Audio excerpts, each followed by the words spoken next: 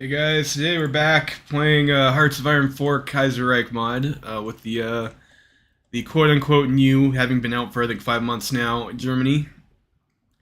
So last bit, we were swarmed by some mini games. I wasn't able to get the Spanish to win in Spain there. Like they capped pretty close after Madrid went down, so I should have maybe tried a little bit harder there, but. We're currently sending volunteers to the AUS, and I think our general grind has been going pretty good. Like we're gonna have improv expert, and we're gonna have Panzer, the armor leader trait. Um, we might miss out on engineer and adaptable because we've already got 3 traits already here, so our grind is gonna be pretty slow with that. But improv expert and armor leader is like kind of like good enough, so that should be okay. There are of course a lot of rivers you have to cross in France, so having the pontoon bridges is particularly useful when you're pushing into them. So maybe we just play to win the wars now instead of going for the grind. I mean, not the best grind, but not the worst grind. I would like also to get to get Argentina to win. Of course, we have the Argentinian trade deal, and if Argentina falls, we would no longer have the Argentinian trade deal. And -6% consumer goods is pretty good, so I think maybe we definitely want to get some boys over there. So we'll lend these guys over to the Argentines. Maybe some of that. So I did notice we had a couple mistakes, I think, since on the last video. It's like, first of all, our political power is terrible, and I was using the military industrial organizations probably when I didn't really need to, and I'm not really too familiar with those because I hadn't played a whole lot of since NSB came out. But our use of the MIOs is costing us like 4 political power points per day, which is like that's a little bit unacceptable. We can't really afford that, but I'm not sure if we can kick these companies off. So I think we're kind of stuck with that until these research is finished, and I'll just have to be careful not to use the MIOs because of our political power situation. I'm also looking at this stuff over here too, like these give us advisors available. We don't have any political power to hire those advisors. Like these focuses aren't really doing anything for us. 20% construction speed on the railroad would be nice. Political power gain plus 10% would be nice too.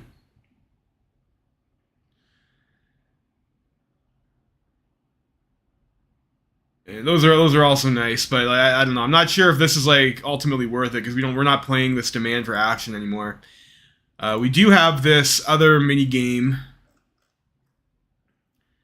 which again, like we're not gaining any political power, so this is just going to be an issue. We're going to continue to go black holing into our political power thing. So they had this restore interfaction committee. These guys aren't in our coalition, but like I wonder if this gives us like the opportunity to get these people back in our block. So maybe we try that focus next. I am also we're gonna need to start within 105 days. We'll have the stuff that we need to like get our tank in production. We're getting to the kind of close to the point we might want to start swapping to getting military factories too. It's like I also need to get some army experience so I can design the tank that I would like to be using. So I got to think about that as well. So that would require us to get some army focuses. So we've got the yearning for Kane.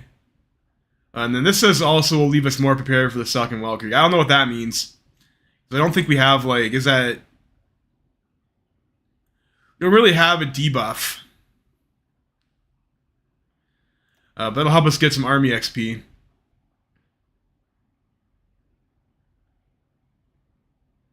By getting rid of the victors of the Welker, or at least shaving 50% off. I'm not sure where we get the last 50%, but like we go bam, bam, bam, and get this research slot. That's like 126 days. I think maybe maybe we have to do that next.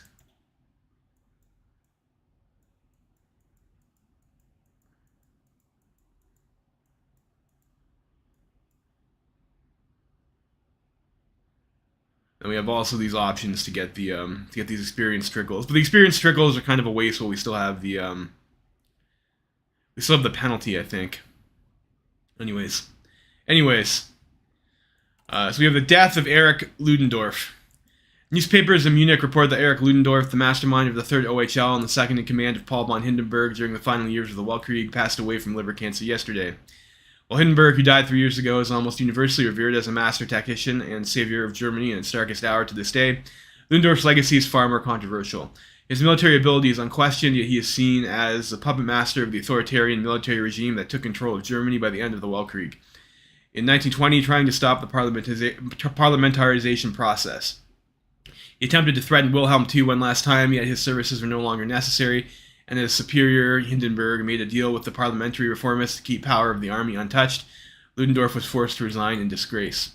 Since then, he remained a looming shadow over the German far right, yet even those who revered him began having second thoughts once he got involved with the neo-pagan Volkisch fringe under the influence of his wife Mathilde. His eccentric conspiracy theories and dabbling into esotericism ultimately led him to being ignored by the far-right politicians who wished to present themselves as respectable. Regardless, he will be given a state funeral, which will be attended by surviving members of his entourage as well as the royal family. Is it bad to hope that his death was painful? Well, I guess maybe not.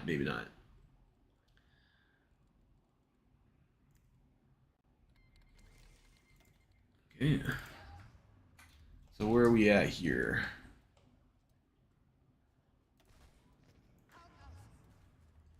Louisville, I think, is a supply hub. Maybe not. Oh, there's supply hubs over here. We probably want to take that. Let's just see if we can take that supply hub.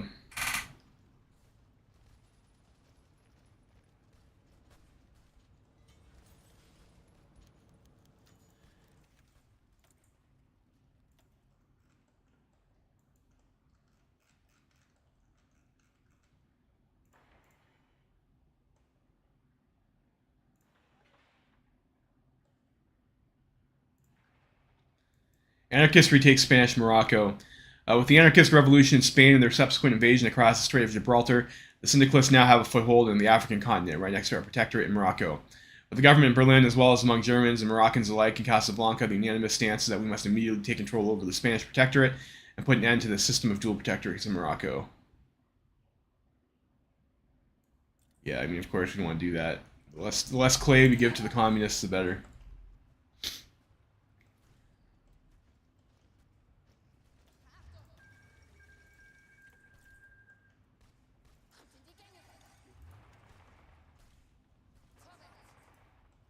Their tanks to push Louisville.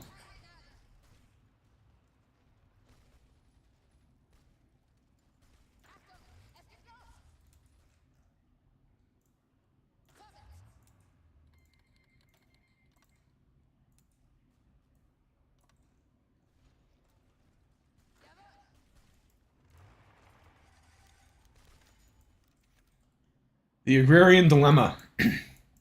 Last year, our cabinet was busy fixing the overall economic situation of the empire, but until now, it was primarily the urban population which has profited from these efforts. The countryside, however, has been struggling for over a decade, and progress by previous cabinets and their current government to alleviate this has been marginal.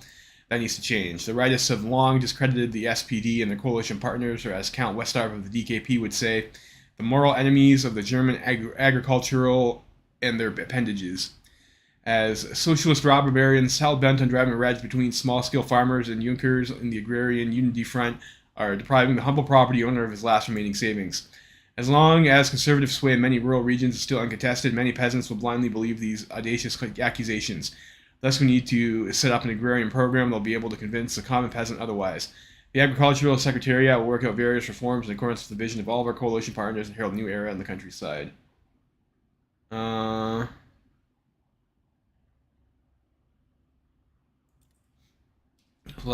Yeah, another event, another stupid fucking minigame. So, what do we have to do here? We need PP to do this.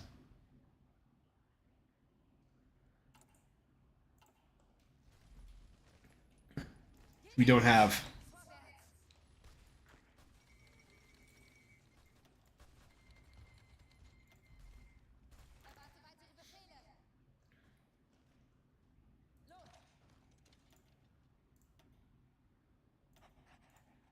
Go with our boy Gerd here.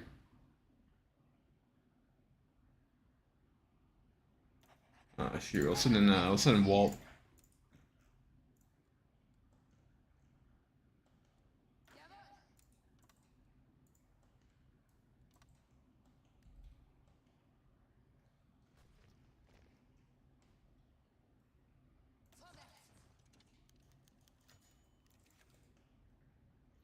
The Irish situation deteriorates. Important news has arrived in Germany from the Irish Republic as ethnic tensions between the Gaelic and Catholic nationalists and the Anglo-Saxon and Protestant loyalists in the country's north have exploded. The Irish have been for years friendly to Germany and have benefited much from mutually beneficial trading relationship within Middle Europa. However, they have so far been reluctant to commit to a military alliance and attempted to maintain a position of neutrality. Seeking also to continue to trade with the Union of Britain for economic reasons, despite the danger of syndicalist infiltration.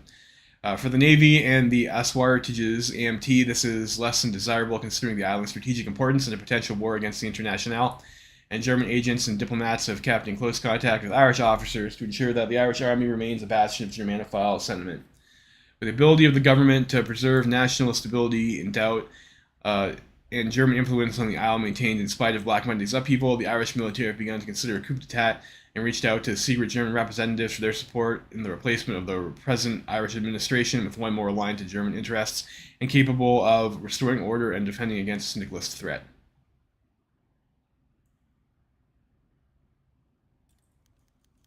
Okay, so is that yet another mini game here? I thought we already been doing that one.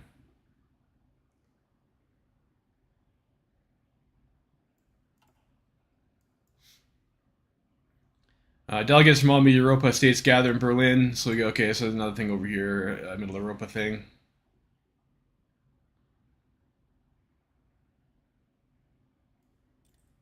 Industrial advisors.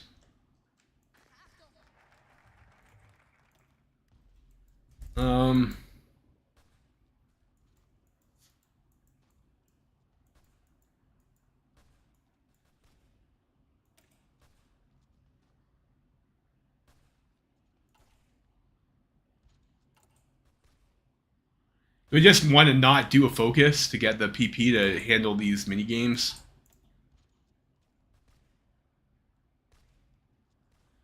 That's an option too.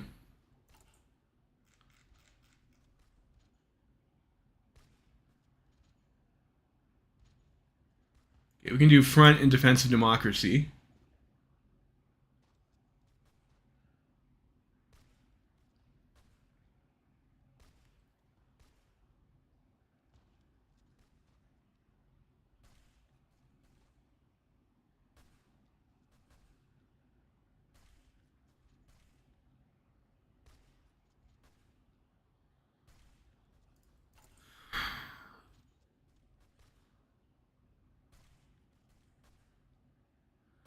Their stability is going to crumble.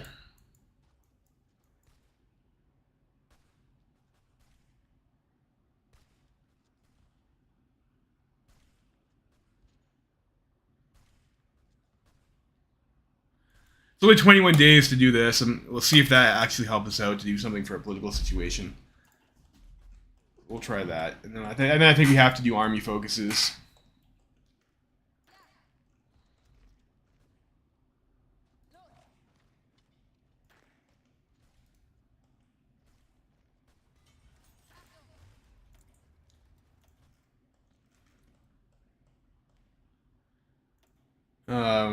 So we're basically into 1938. Maybe we'll try sprinkling in some mills now.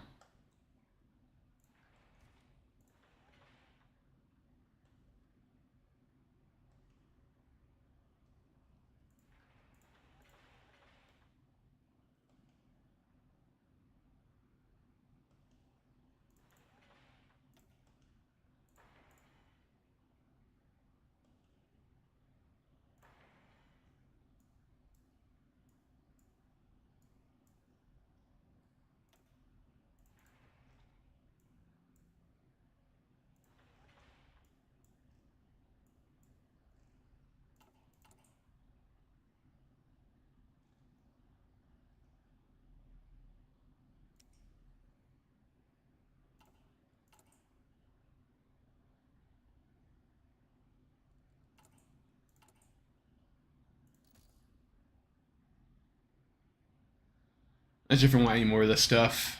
I think maybe we'll just keep building factories for now.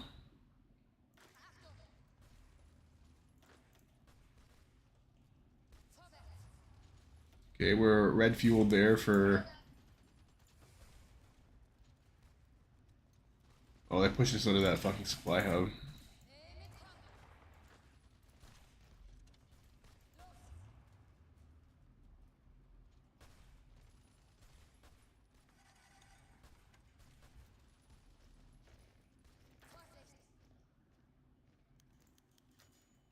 End of the Ruhrkampf.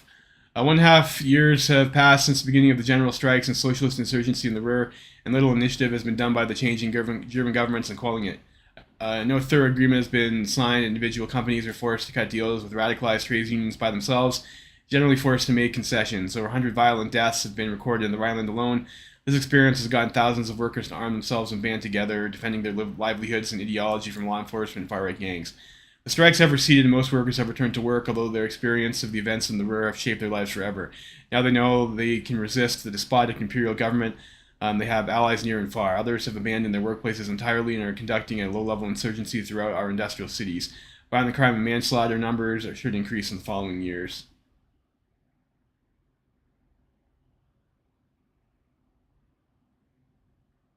Oof.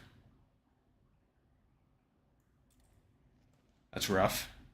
And I wasn't sure what I was supposed to do about that after, because like we didn't have any decisions for Ruhrkampf after Schleicher went out.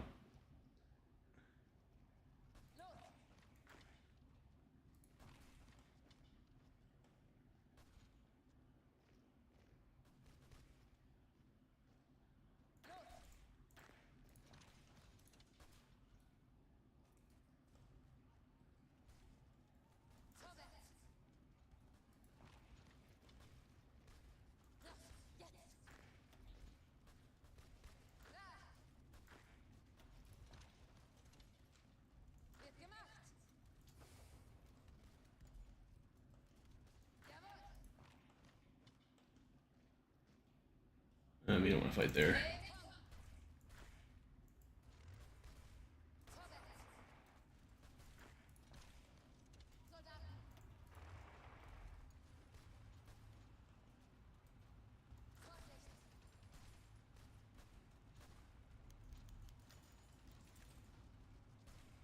Alright, let's get to do the fucking Black Monday thing again.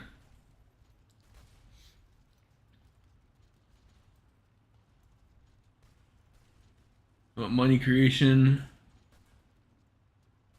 We don't have any, so we'll do the analysis.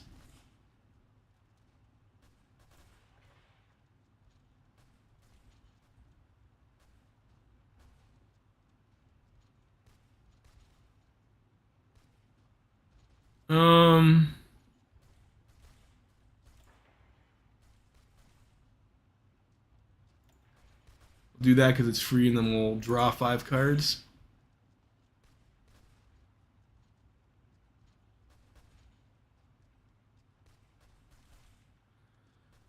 So I need 1250 on investment.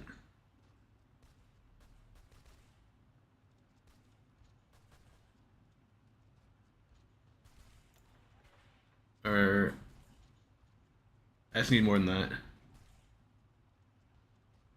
I need another 1K on investment.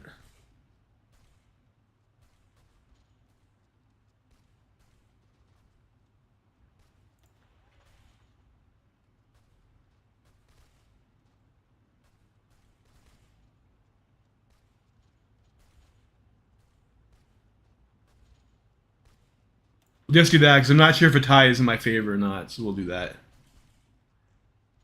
Get us another win.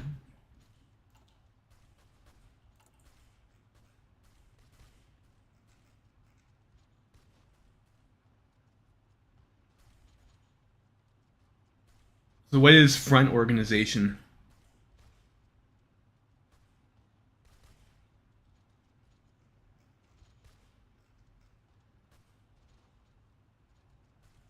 We'll lose 2% of our political power game, but we get 20 front organization. I don't know. I don't see front organization over here. So I'm not sure what that actually does.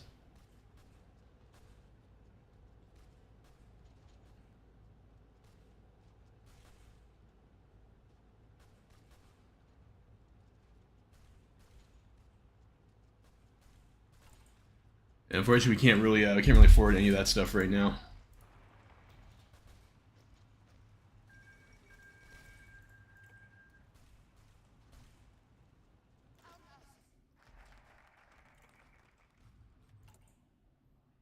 Okay, so we did that.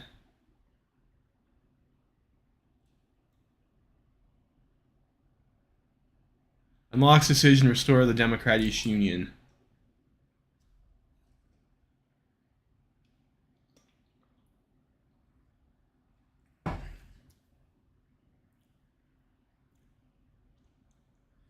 We just need political power for that. Well, okay, so we're gonna go do army stuff. We'll do that.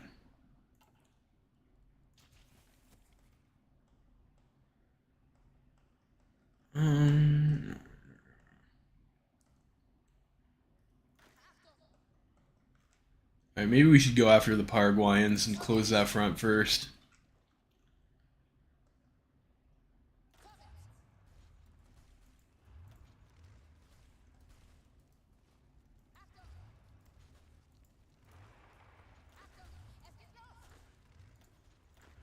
Of course, I don't think I have any actual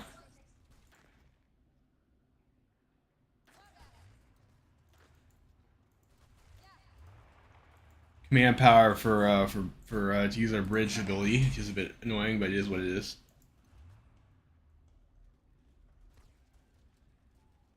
We're trying to destroy some of these syndicalist divisions. The American border is pretty close.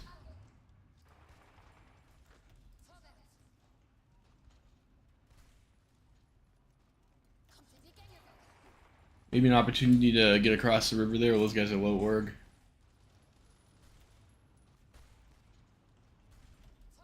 We abandoned that.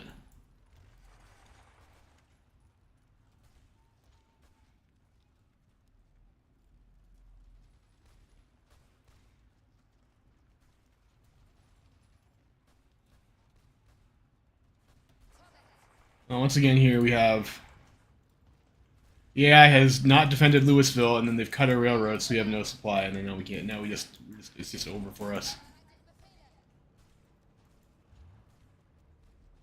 It's always super annoying.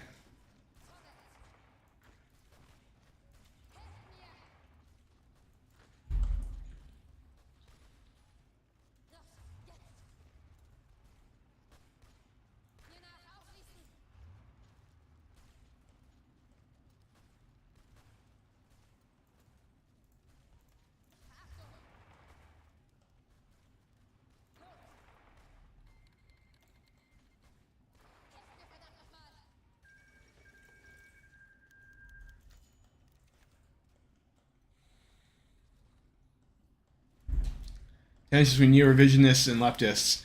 The two young activist wings of the SPD who were both important in the genesis of the All-Democratic Front, the neo-revisionists led by Theodor Halbach and Karl Mironorf, and the Marxists led by Kurt Rosenfeld and Max Sadowitz, understandably agree on little beyond their common cause against the reactionary right. The question of an appointment in the Front's propaganda department has reviewed conflict between these two wings, and we have to... Where is this demand for action? Like, we don't have that, right? Like, there is no demand for action.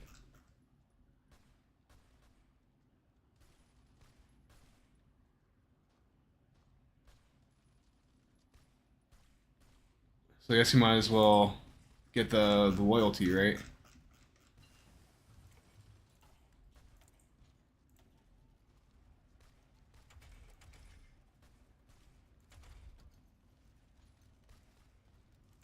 Get the AA upgrade. Or is there any error we can get, maybe? I think we're still like, pretty much caught up, and like I don't have any research bonuses to rush that other stuff. We can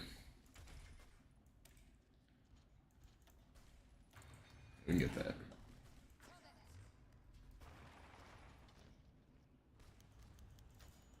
An appeal against escalation. As tensions grow between Germany and France, it is not the nationalistic fervor of 1914 that the nations are feeling, but rather growing dread and pessimism. Memories of the trenches loom in the minds of older citizens. To save Europe from the brink of war, the Bund Neues Vaterland, the leading anti-war organization in Germany, has petitioned the government to initiate peace talks with France and Britain to at least try to avoid any conflict. The signatories of the address include prominent pacifists such as Kurt Grossman and Albert von Einstein, but also a large number of influential figures from social democratic and Christian democratic circles. Even if we do not truly believe in de-escalating the situation, it might still be useful to at least try and delay the conflict. Our military buildup has been delayed by the recent economic woes, and any amount of additional time to prepare is favorable. If we can keep the peace in the West for some more time, perhaps we'll also dissuade Russia's aggressive posturing for now. I'll try that.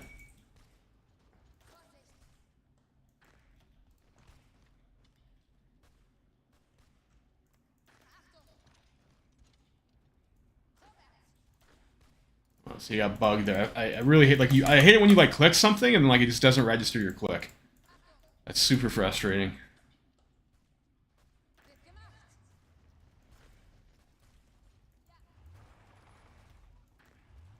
Like, how are we actually going to do something for the AUS here? I mean, we got planes and docks over here, and like, I mean, maybe we try and push against the US a bit. Copenhagen Conference. It's already a small victory that Germany, Britain, and France have accepted to meet in peaceful terms. Delegations have met in Copenhagen, hosted by Christian X, and decided to talk through the most pressing issues between the countries and seek solutions for them. Russia has sent an observer, but they denounced the negotiations themselves as a mere ploy by Germany to play for more time. Austria, however, has enthusiastically supported the endeavor and is represented by the charismatic Count Richard von Coudenhove-Caligari, who has been for some time one of the leading figures among pan-European peace movements. The German delegation is led by the star of their diplomatic service, Adolf Georg von Maltzan. The French and British delegations, led by Leon Blum and Harold Nicholson, both are respectively. Despite radical differences between the respective governments of the participants, it does seem like the talks started out in good faith. The most pressing issue for Germany is International's covert support to militant socialists in Germany and their allies.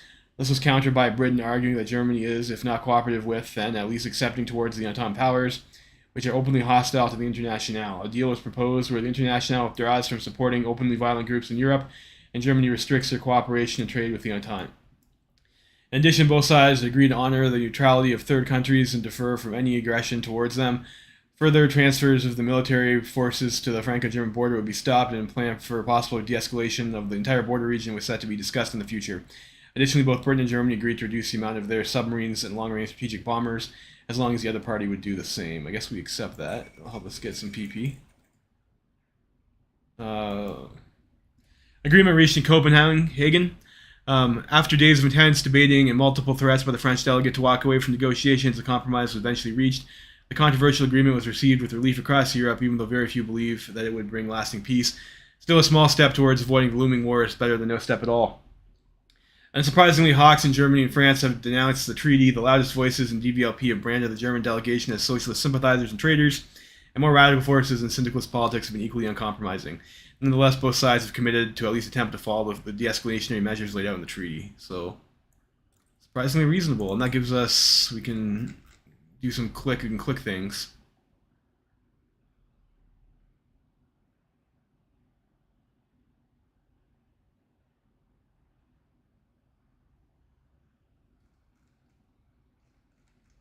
When did we get this?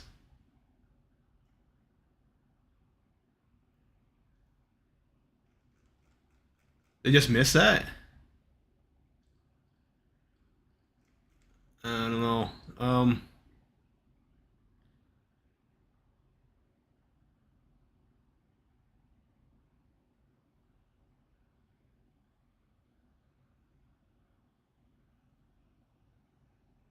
guess we can do that. Success of the Copenhagen Conference. A surprising agreement was reached in Copenhagen after a period of intense negotiations between Germany, Communist France, and the Union of Britain. Those seeking to prevent another Weltkrieg organized a conference to ease tensions between the great powers. Under Austrian mediation, both sides agreed to limit their military buildup on the Franco-German border and limit the amount of strategic bombers and submarines that would be operational. In addition, the Internationale agreed to reduce their support to revolutionary movements in Germany, while Germany promised to reduce their cooperation with Entente powers. Russia denounced negotiations as a German attempt to play for time and have only increased the military buildup. So we have 500,000 troops.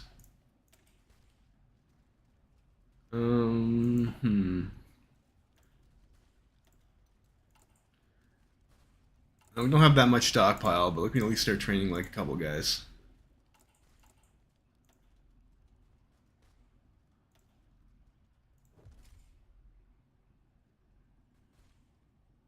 At 50% efficiency game would be nice to get that. I don't think I'm researching any more armor right now, though.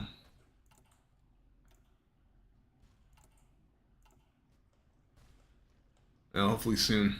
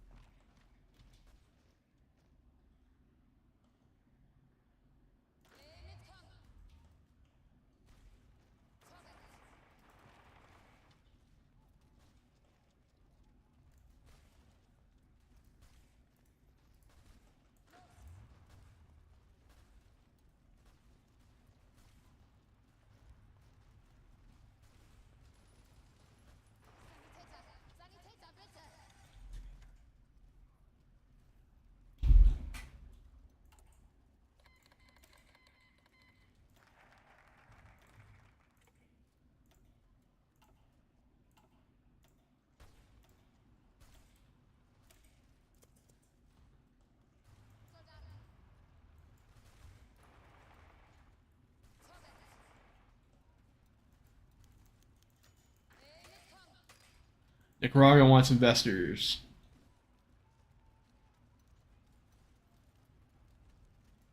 Central American country wishing to separate itself from the United States. Oh, yeah, sure, I can give them one city.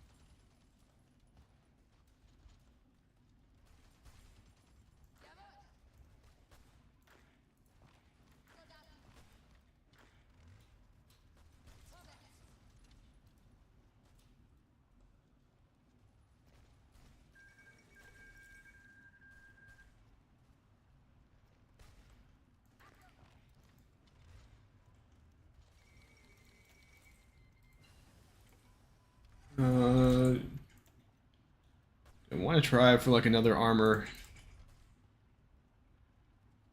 I mean, we could do that. Try and get the MIC upgrade for tanks.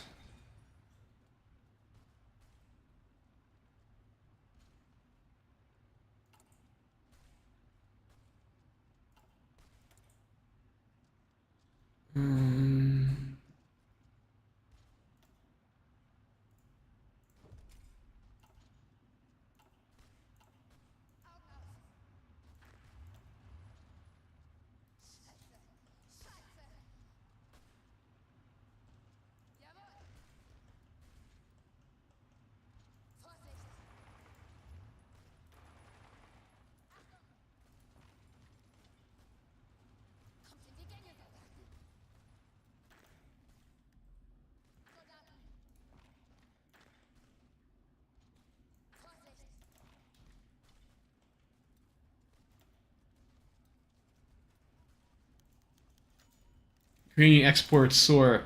The war in America has drastically reduced the amount of exported wheat in the world markets, and our loyal ally Ukraine has been among those greatly profiting from the tragedy taking place in the United States. In addition, that's not looking good.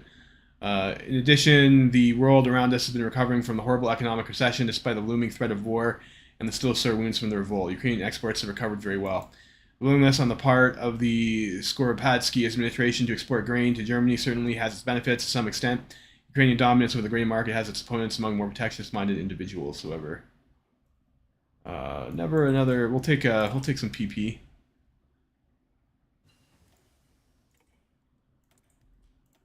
So we got that, and then we had to pick something that's not going to, hopefully not going to hurt us with the.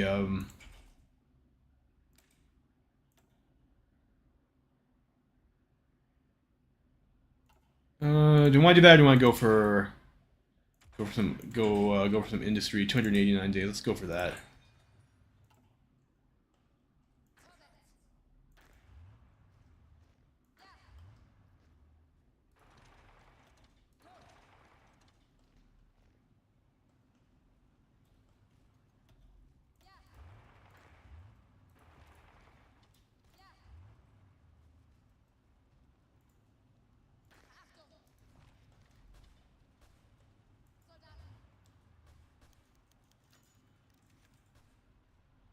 Fuck.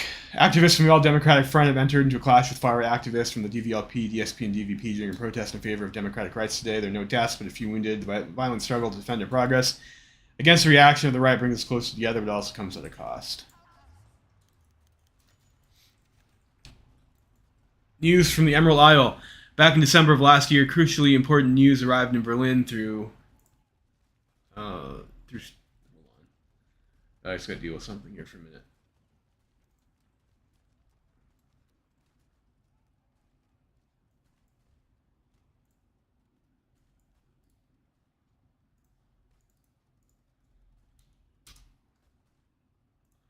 Sorry about that.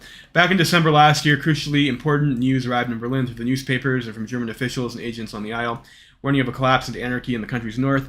As a result, the Irish Republican Army, dissatisfied with the elected government's apparent inability to maintain order, has overthrown it in a coup d'etat with assistance from German military and political advisors. Additionally, the German Empire was swift in recognizing the new regime, bestowing upon it international legitimacy.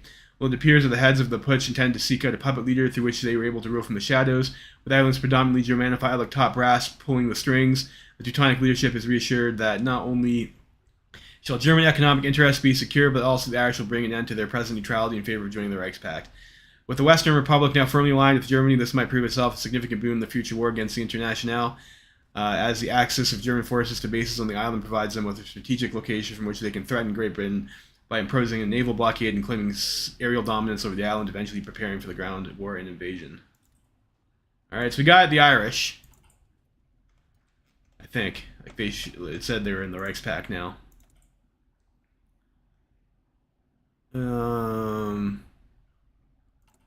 Maybe not yet. But I don't know. It said they were with us, so I'll choose to believe.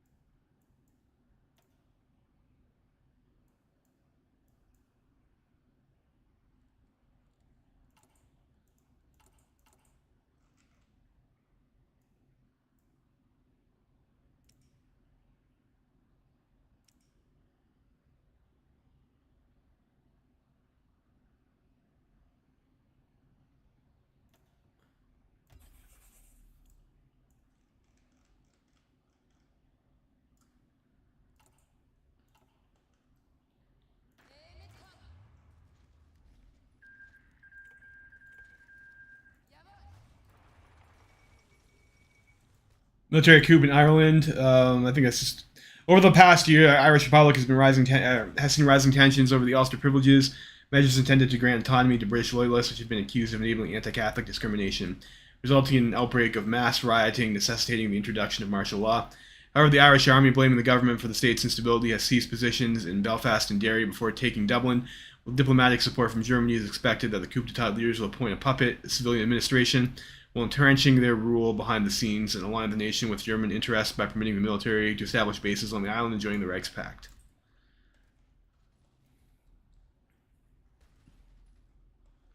We'll check up on that later.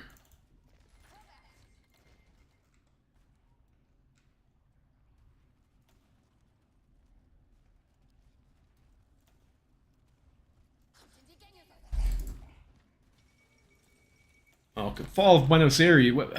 Oh, fuck. That's not good.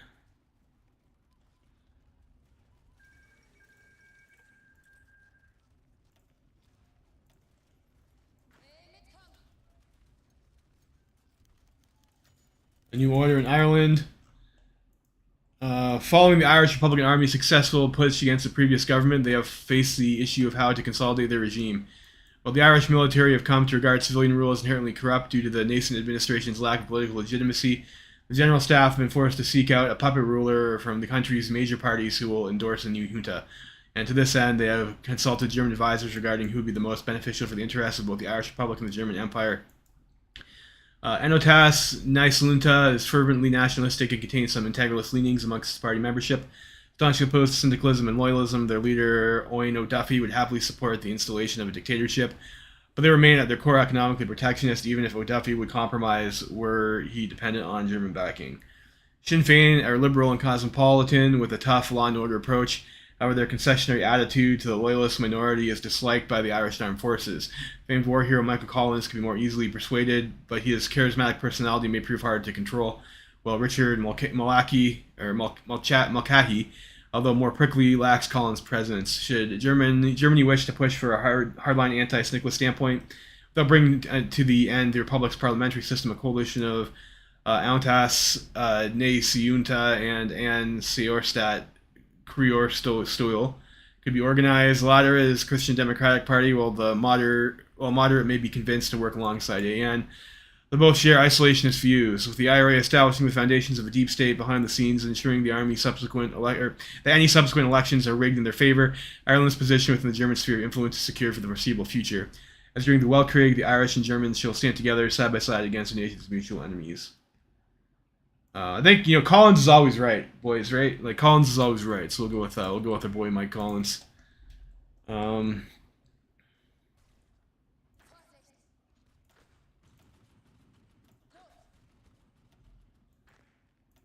maybe we can get ourselves to Buenos Aires.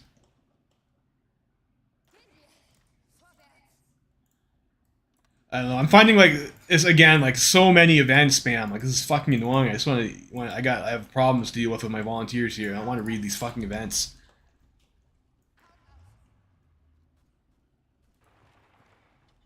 Denmark offers an economic deal. Sure, we'll trade. We'll trade with the Danes. Let's get the research slot and the army experience.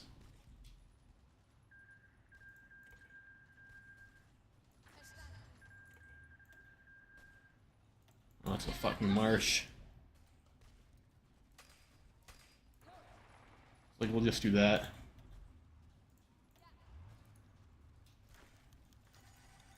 Alright, Black Monday turn completed. I can't go 10 minutes without getting a fucking event pop up. We'll do our Black Monday. Need work creation.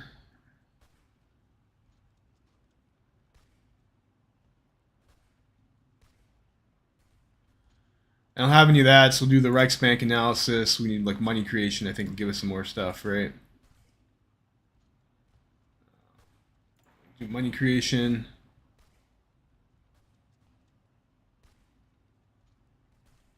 Let's grab the extra cards.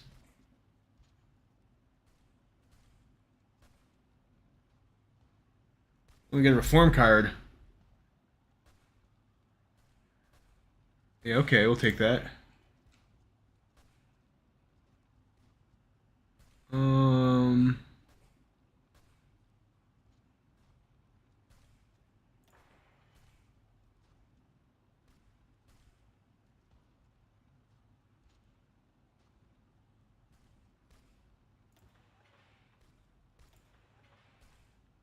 We'll do that, and then still declining in our PP.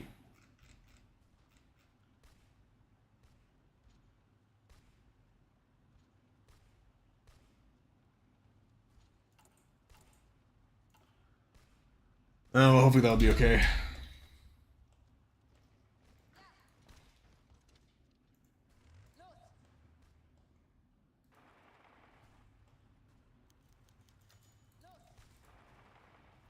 Meddling in Poland. Polish elections of 1938 are looking extremely tense. Liberal opposition to MKP and the King's government has only grown during the economic depression. and no doubt because of the foreign agents smearing us at every turn. The king wishes to keep the elections as legitimate as possible. We can pressure his government to skew the electoral process a bit in our favor.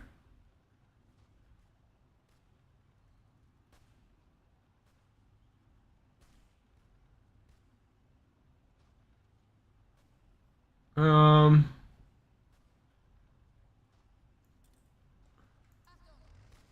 we'll hope for the best. All right, so we had a peace deal with Paraguayans there.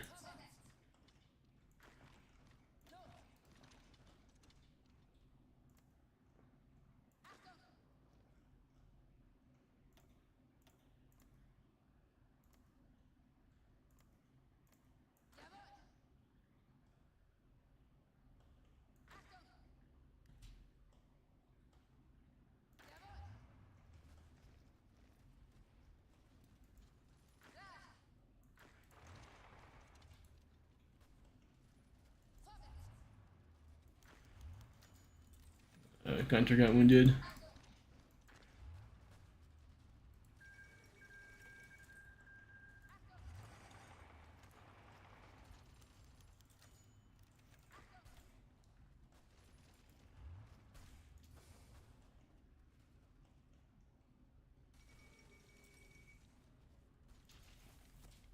It's not looking good here either.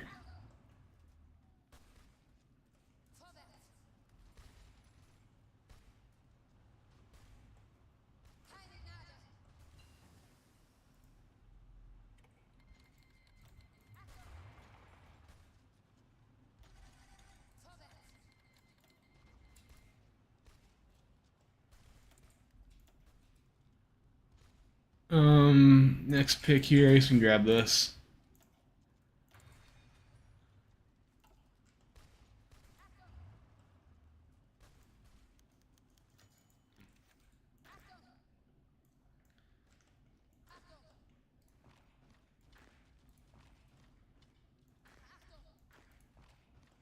Split in the DVLP. The aftermath of the 1936 election was not kind to the Fatherland Party.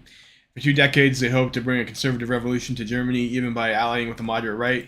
Yet even the aftermath of the greatest crisis in German economic history was not enough to propel them to power. Many of the DVLP's financial bankers pulled out, recognizing that their money is being thrown into a giant hole. Old enmities from a decade ago resurfaced. Alfred Hugenberg proclaimed a challenge to the chairman of the party, Ulrich von Hassel, yet again. Hugenberg's aggressive reactionary faction, even more anti-Semitic and anti-parliamentary than their rivals, attempted to topple Hassel in the party conference, yet failed, and thus chose another path, splitting off. Over the year, the DVLP began to disintegrate. Hugenberg's faction formed the Deutsche Reichsparty, German National State Party, whereas a few other ambitious figures in the social branches either defected to the radical far right, such as DVP and DSP, switched to the conservatives, became independent, or even formed their own doomed right-wing parties. The fragile unity of the German far right has ended. Infighting dominates the radical current once more, much like it had before the Weltkrieg. Okay.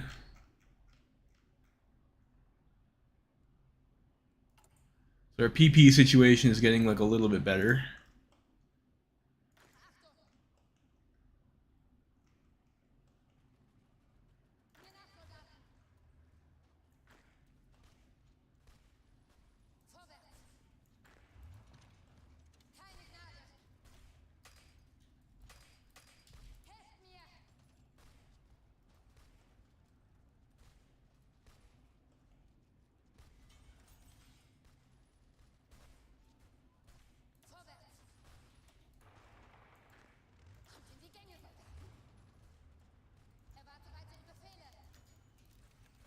Disagreements in the All Democratic Front. Do I have the Zentrum in our coalition anyways?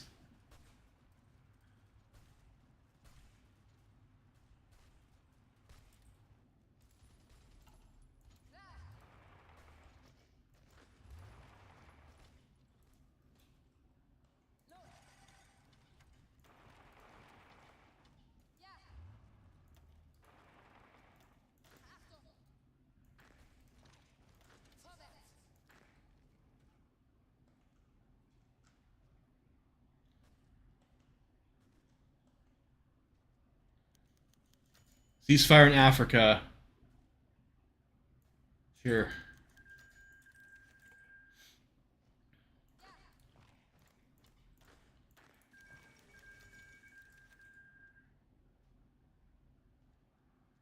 Oh, that's bad.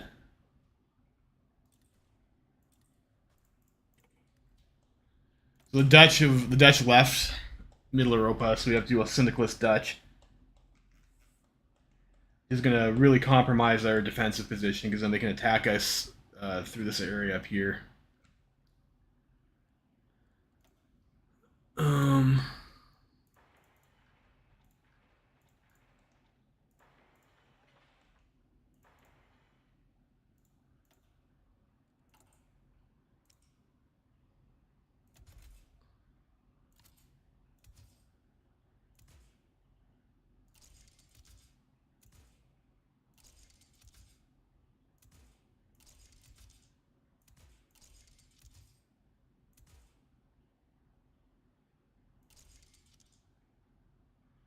like maybe I'll leave that open for the easy maintenance.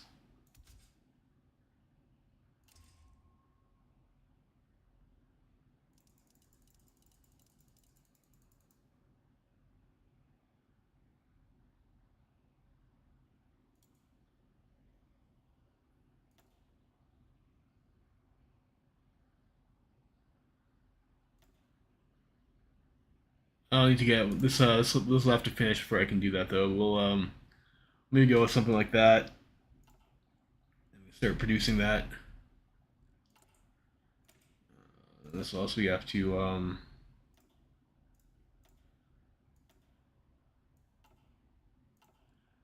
full white tanks there.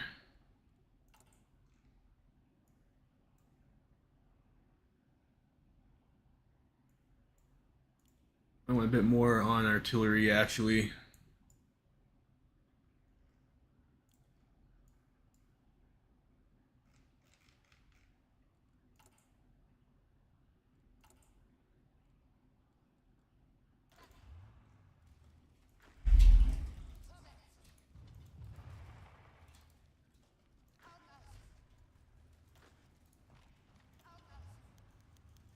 Dutch East Indies want to sell their government here. Okay.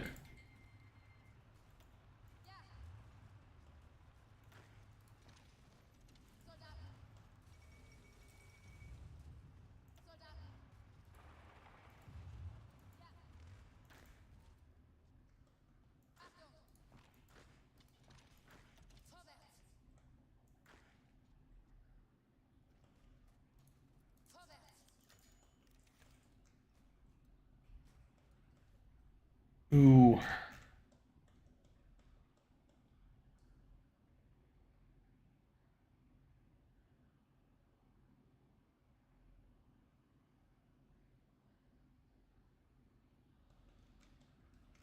I think we pretty much have to do the intervention here.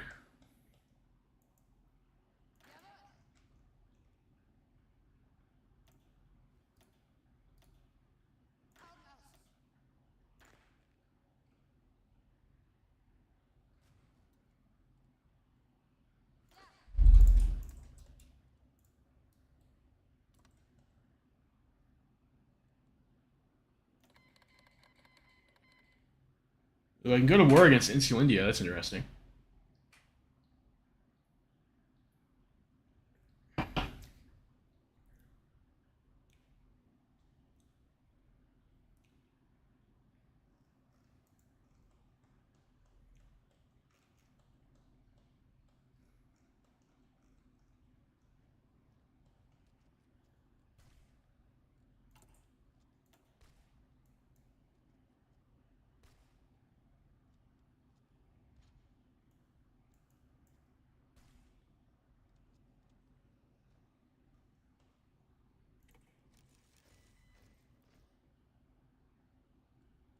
think we'll send the soldiers there.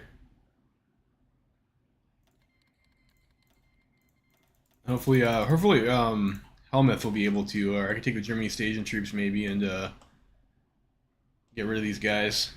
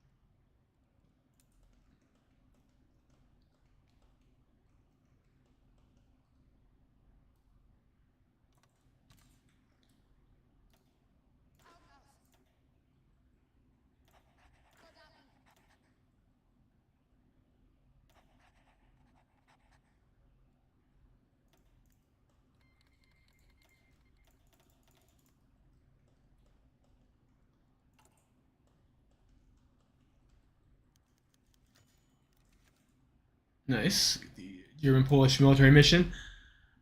The officers of the military mission in Poland have returned to Germany, Heinz Guderian and Wolfgang von Kreis being the most noteworthy ones.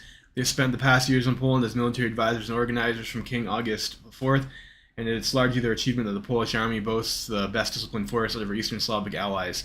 Now that their work is complete, Guderian is offering his services to fatherland once more. Okay, so we get Heinz Guderian, great. Are these guys? Oh, are these? Oh, I better check. Are these guys in the faction? Yes. So we cannot do that.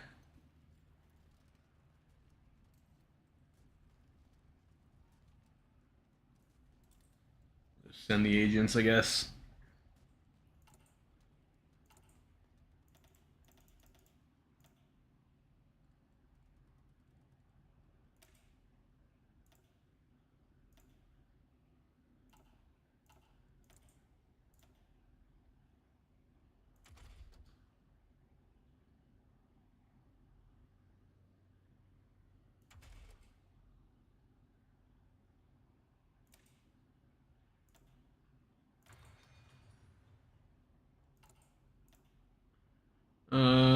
Hmm.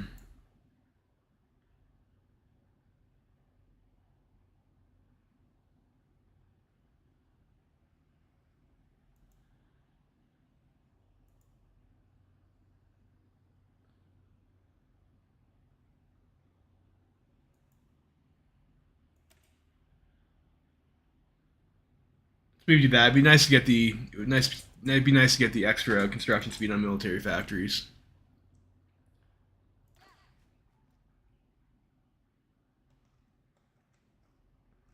Maybe this whole escapade into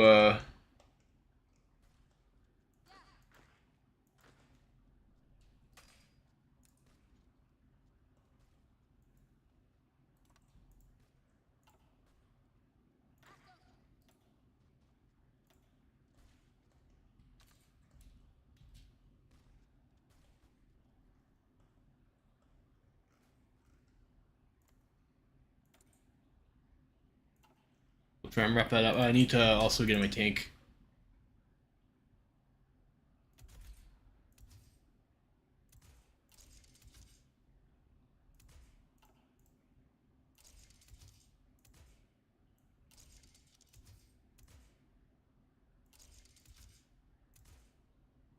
I like the fuel drums. I think it's nice to to get the fuel so it can help you push a bit farther. So I'll try throwing that on there.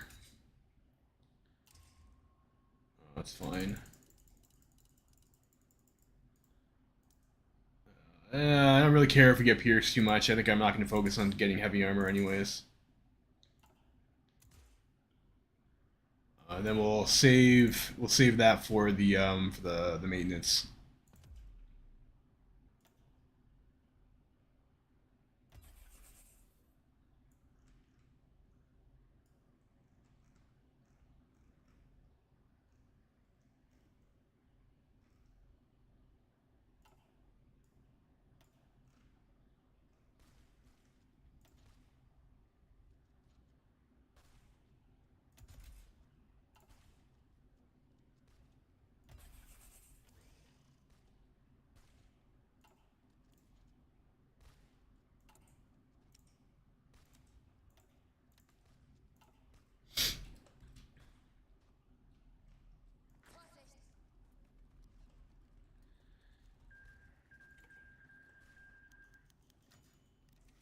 Russia expels Polish ambassador.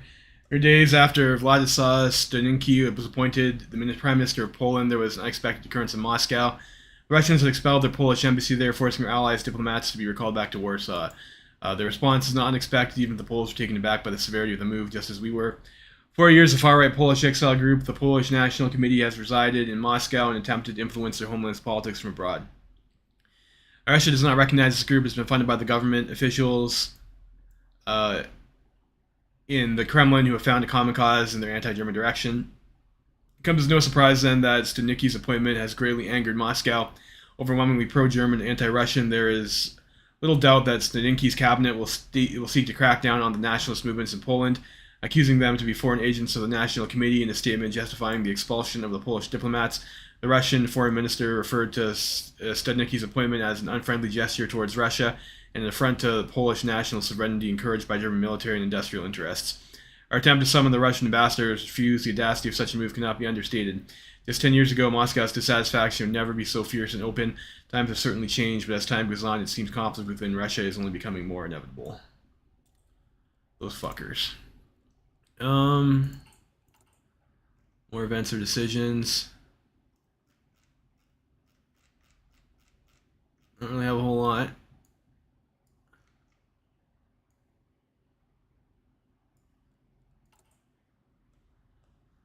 I wonder if I want to go 9-1. We have a pretty bad artillery deficit, I think.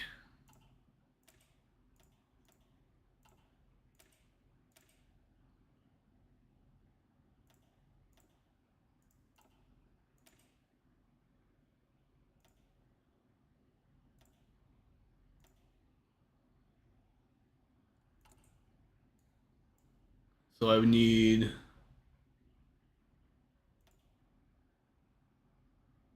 an additional 36 units of artillery. Like, yeah, there's no way. I would need to produce a whole bunch more artillery. If I wanted that, I probably should have done more on my artillery production. And I have improved artillery too, so I can go ahead and do that actually.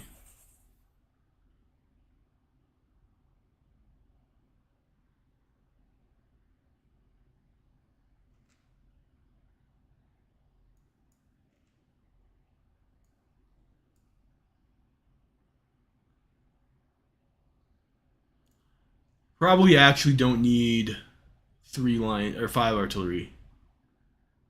I think that should be okay.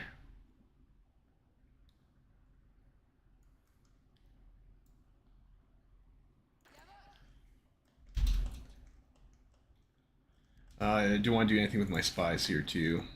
Do I have any more missions? I get collaboration government in Russia yet? No. But maybe we send this guy to the Netherlands.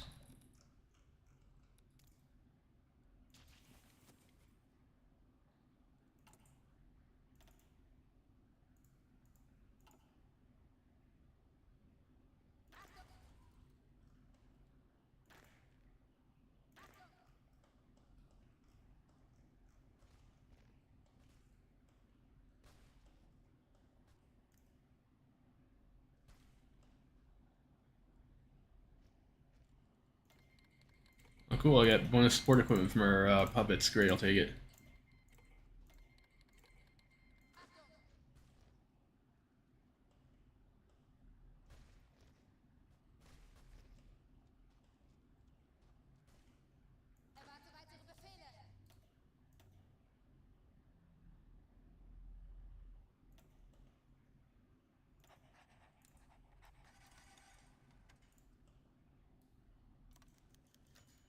Or they're restored in Burma. Actually, I'll take some PP, and we can pause, and we can try and spend that on something. Counter the right-wing propaganda, I guess.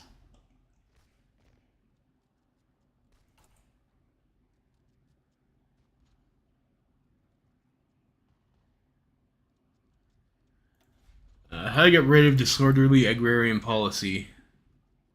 I see political power that I don't have.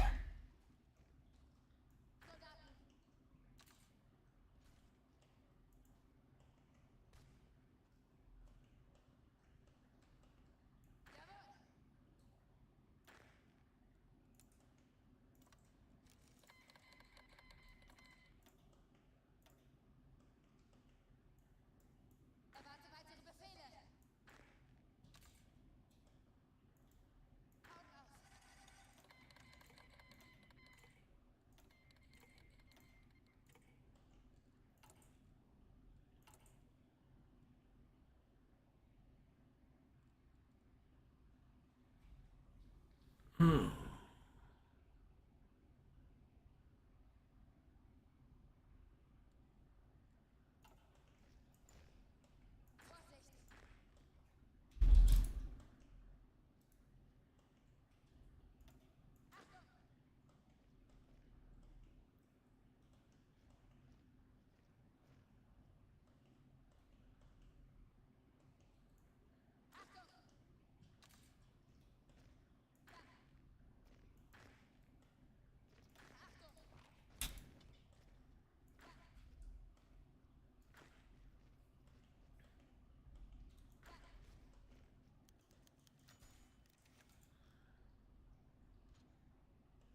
The Golden Throne Jubilee.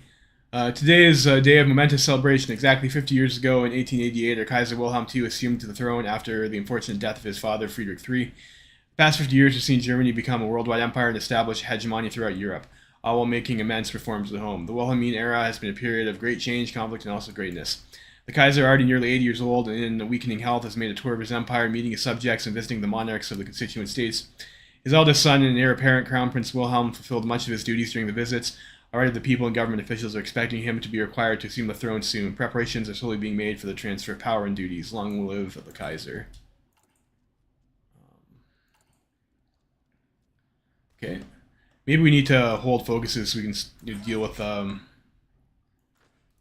some of this nonsense here. Forward some of these decisions.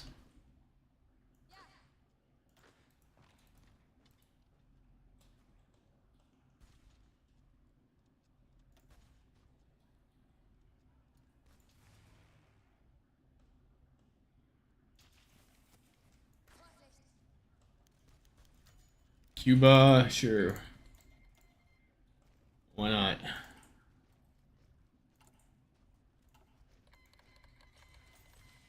And of course, the Spaniards doing the Internationale, that's expected.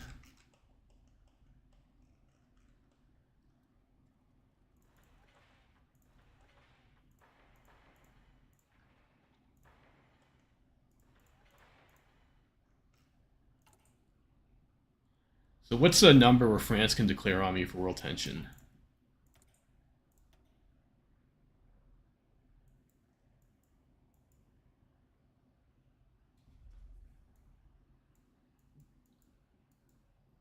Let me make sure they don't jump me too early. 75%.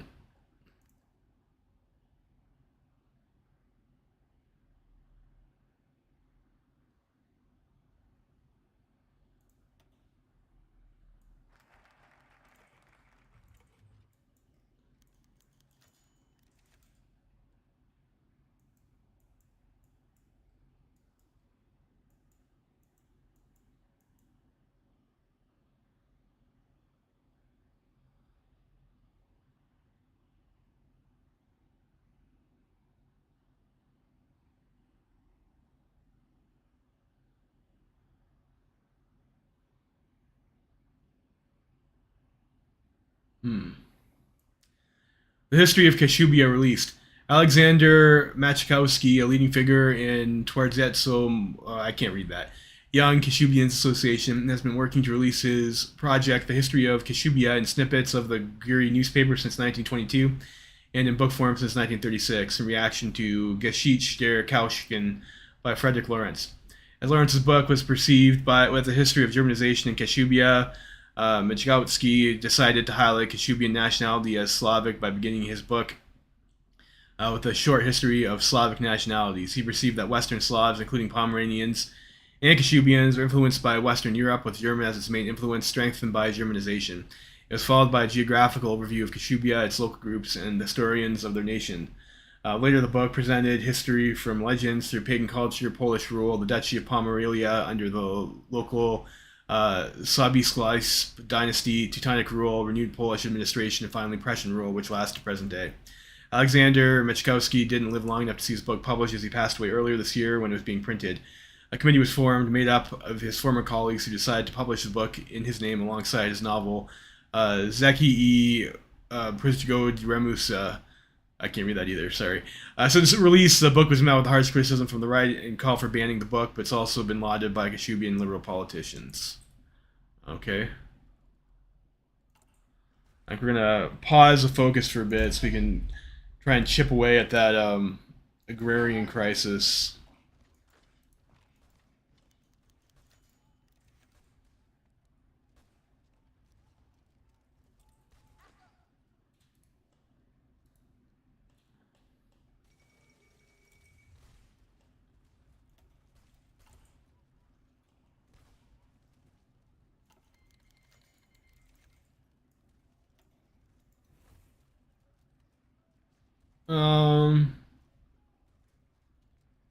Yeah, sure, we'll do industrial projects.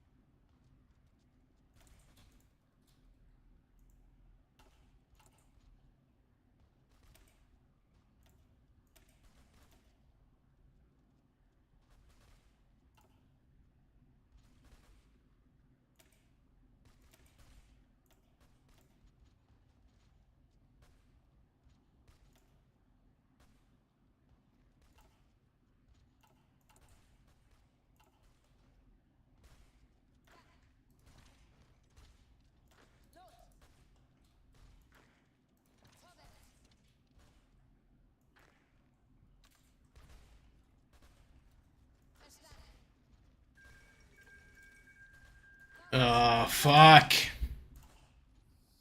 Yeah, this is definitely a bad idea. I should have helped the Argentines. We're gonna lose our sea goods now.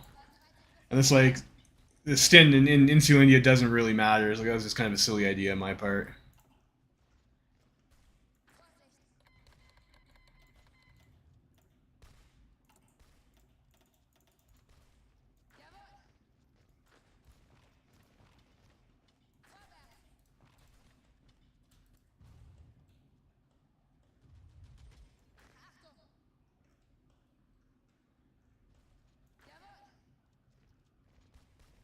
Hopefully America's not doing too bad. Of course they're doing bad too. So like this is looking like it's going to be quite the nightmare game, guys. BASF declares record profits. The Badische Enolin und Soda-Fabrik, or BASF, has declared record earnings as of late. As the largest oil company operating in Germany and Eastern Europe as a whole, this is no surprise, and concurrently with Ukraine's ongoing industrialization program, they have helped Ukraine's oil industry take off. We've been able to reap some of the benefits ourselves, especially due to Skoropadsky's administration's lucrative deals with German businessmen. Fantastic initiative. All right, so we can do land reforms. And then we can counter right-wing propaganda. Do you want to do that?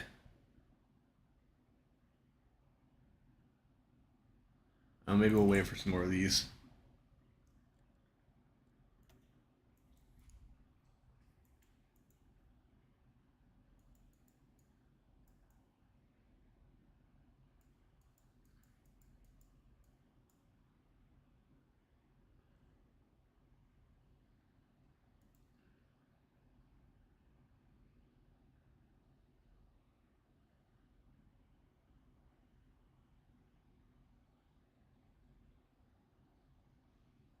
And align Azerbaijan would be pretty good.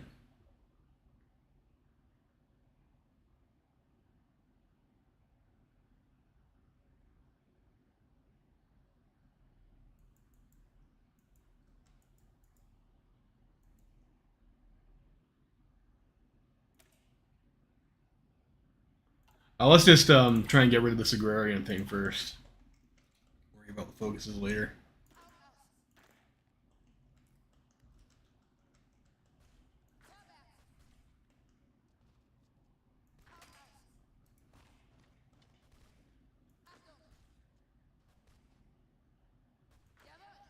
It's like especially annoying because if I had my volunteers, I probably could have helped Argentina too.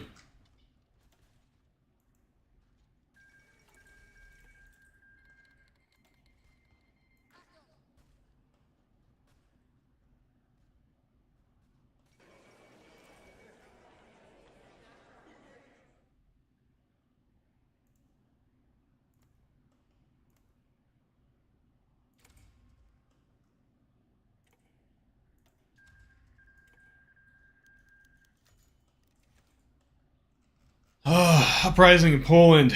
Okay, what do we have here? Turns out the Poles have arranged massive protests against the king and his royal or government. A massive movement of workers and peasants has arranged protests and strikes in nearly every Polish city, and their rhetoric is increasingly hostile towards us and the king. While they have yet to fire the first shot, we have no guarantees of their peaceful intentions. After all, there are many socialist rabble-rousers among them. Even worse, the protests have spread to the Prussian side of the border as well, culminating in the peasants' march to Posen. Though this is surely just bravado, Warsaw is asking us for guidance.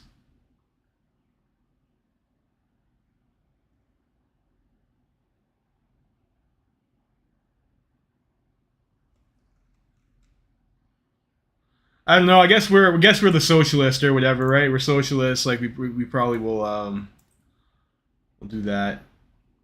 Hopefully you can hold on.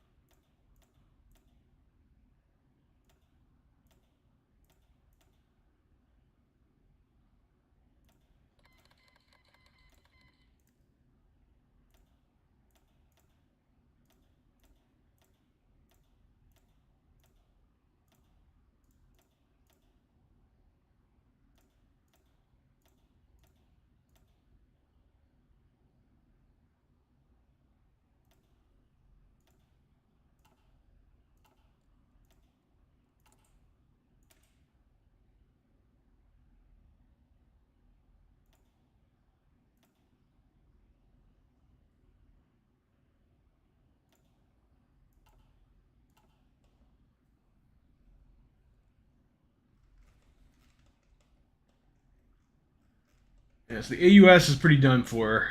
So we had really bad on the volunteer front, guys. Like super awful. I think it's probably the worst volunteer front I've ever had. Maybe we try and do something in Italy though.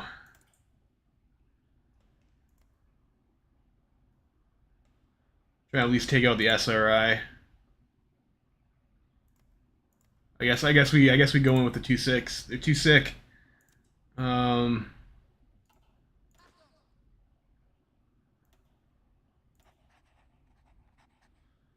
These guys over here, these guys are our German East Asian troops, right? You can give us back to Helmuth.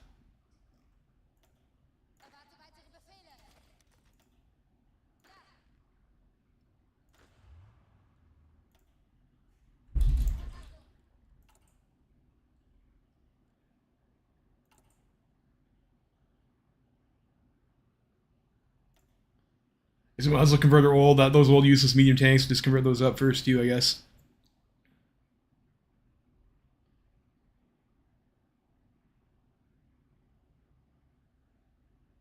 Am I building the right tank?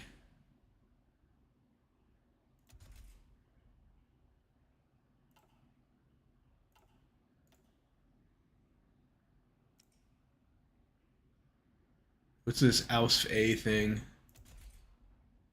That's the heavy machine gun one. Fuck.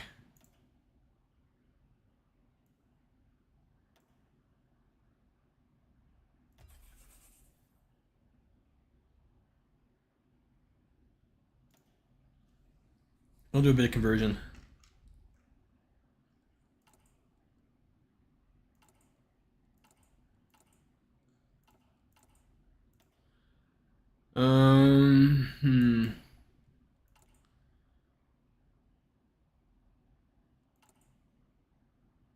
We still have to get rid of. We have to try and get rid of Black Monday now too, because we need to start producing equipment as opposed to just building civilian factories. So the bonuses from our economic plan aren't really all that much helpful. Aren't that really all that much helpful right now? that was a weird way to say that, wasn't it? And then air.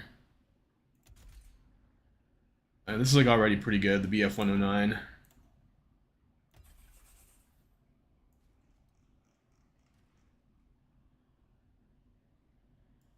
Like once we get 10, we can get 10 factories on that. 20. And then close air support planes. Maybe we want to get those first. I don't know. I'll just get 5 factories.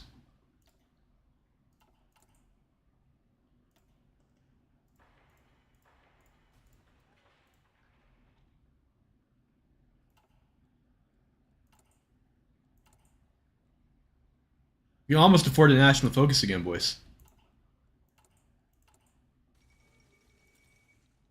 I should have read that.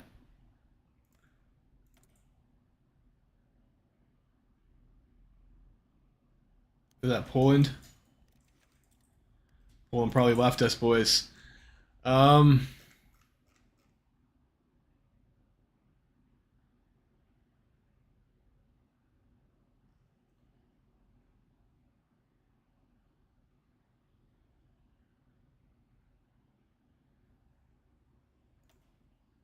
do that. Try and keep dealing with that. Black Monday turn.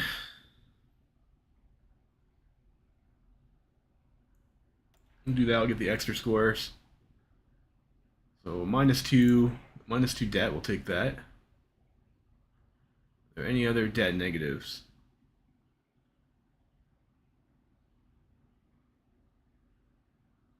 Not a whole lot. All right, so liquidity crisis and what money creation. Let's do the free ones first. Like this doesn't cost us anything. That doesn't cost us anything.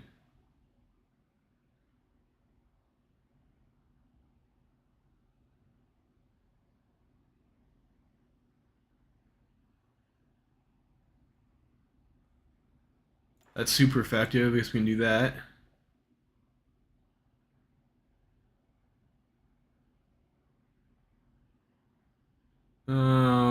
500 to investment and 1200. Like that gets us there, and that keeps us under 150. I'm not sure. I know there's a breakpoint for that game. I'm not sure specifically what it is.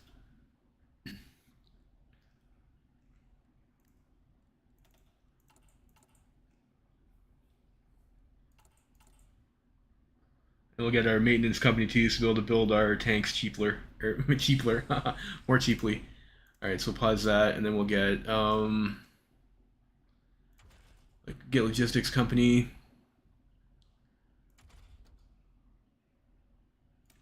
Start researching on construction, maybe.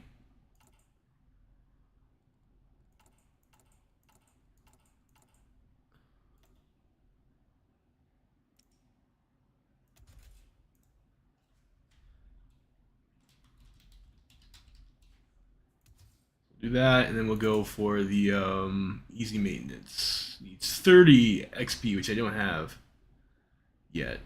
But this is good because it'll give us a production cost drop.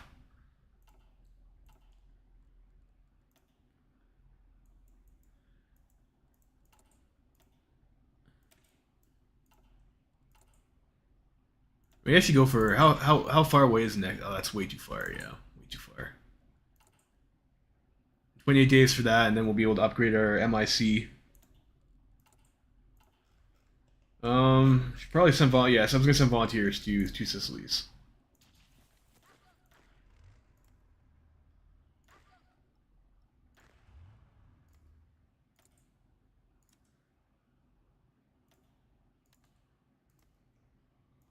I'll also send volunteers to the Pope. No, I can't do that. They don't like me enough. Sigh. Incident in London. In London, trouble is brewing. This morning, another note verbal of the Tom Mann administration has arrived at our embassy at Carlton House Terrace. It demands immediate appearance of Ambassador Leopold von Hoesch at the British Foreign Office. Normally, such drastic measures are only taken in case of serious policy disagreements between two states, but in recent months, London has made use of this tool quite often to express their disagreement with all kinds of dissident-related events taking place somewhere on German soil. Accordingly, our ambassador was not very surprised when it transpired that the matter at hand was another trivial one. It turned out that recently British counterintelligence has arrested 2 members of the Committee for Restoration of Great Britain in Dover and found compromising documents on them that revealed their ties to our Secret Service, Abteilung 3B. Of course, London now demands that measures against that are initiated immediately. Hoesch is thus faced with a foreign political dilemma. In principle, it is not uncommon nowadays for intelligence services to have opposition members of rival states on their payroll. In the syndicalist bloc, it has been common to practice to support the left-wing scene in Germany too, even if we have no tangible proof of this. In addition, the German Foreign Office has no control over the Secret Service, and therefore cannot be held responsible for this incident. Therefore, this British harassment, one of many in a row, seems like an act of deliberate provocation. Now, the following question arises. Are we really willing to grant the British concessions in the name of international détente, or is it a better option to remain uncompromising and rebuff this audacious request? After all, no foreign country has a right to intervene in our domestic affairs.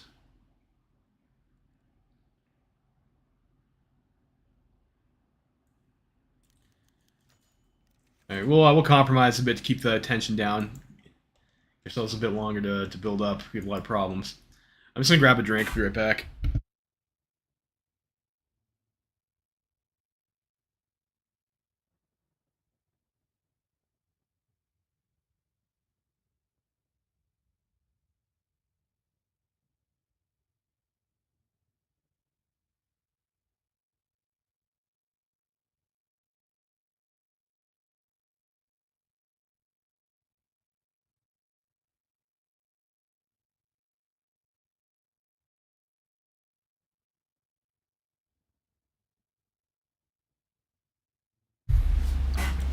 All right.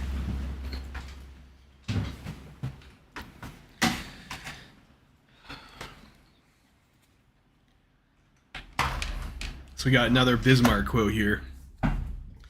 Hoesch willing to compromise. As one of the most renowned representatives of Germany's diplomatic corps, Leopold von Hoesch always knows which words needed in what situation to pour oil on troubled water.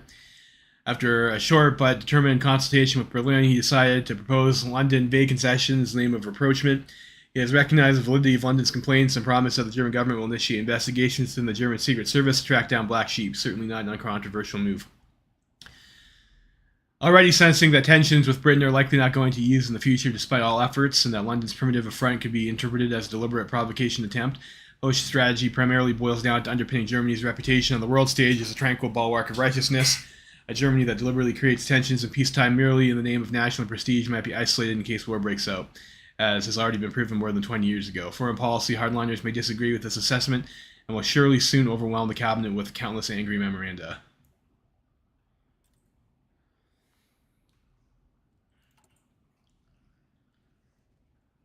Alright, we can afford to focus now and still tick up a bit, so that's nice.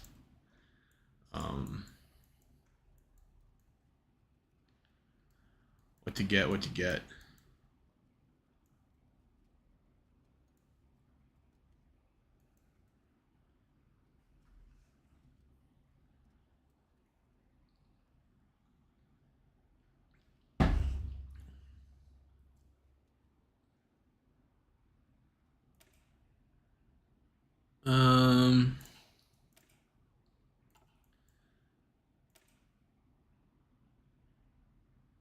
Yeah, fighter planes, that's pretty good.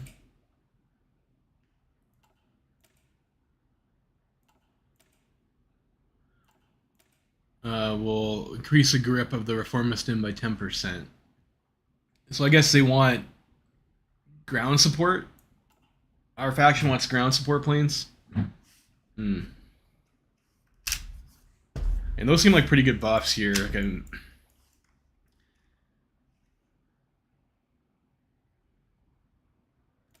think we're gonna go for the industrial network here. Get some military factories and a research bonus for industry.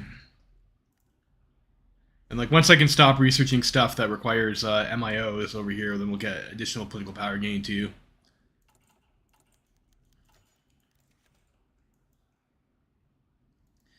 Catastrophe has struck the House of Hohenzollern. A revolution in Poland has overthrown King August IV and declared a republic, led by peasants.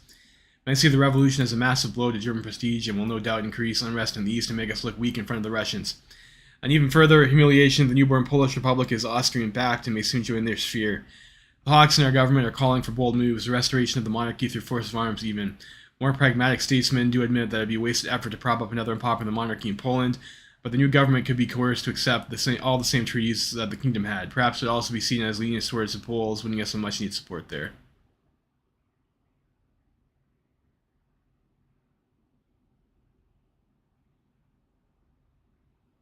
That's fine. We can have the revolution as long as they stay in our sphere.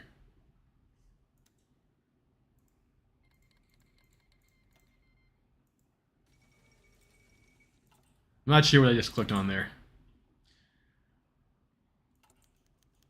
Poland pledges loyalty to Germany. After revisiting most of the treaties between our two nations, a solid legal basis for our new relationship has been built. The Republic of Poland shall keep most of the old status quo, though they will be guaranteed wider autonomy in the name of respecting Polish democratic institutions. In turn, they will continue being a German military ally and will uphold any and all economic treaties with Germany and German corporate and private actors. Yes, we'll do that.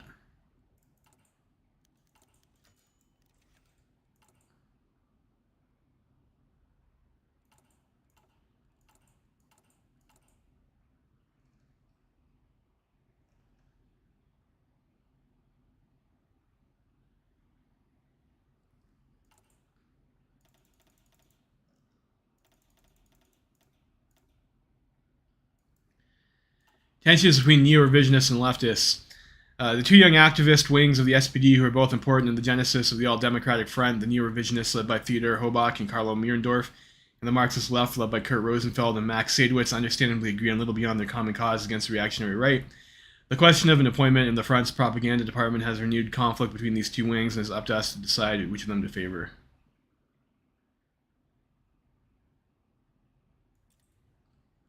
I don't have anyone else in my coalition anyways, like it seems kind of pointless. Like that whole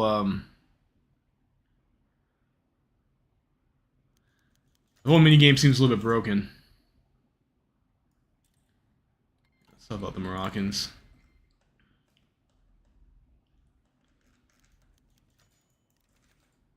The Blue Lotus. The newest comic of George's Remy, or Herge, takes place in the Qing Empire, where the reporter Tintin is sent to dismantle drug trafficking. It is known that Herge was helped in his work by a young student from the legation of Shanghai named Zhang Chongren, who came from Flanders, Wallonia to study fine arts. The expertise of Zhang led to a striking realistic representation of Chinese society and contributed greatly to the enormous success of the book in both Europe and China.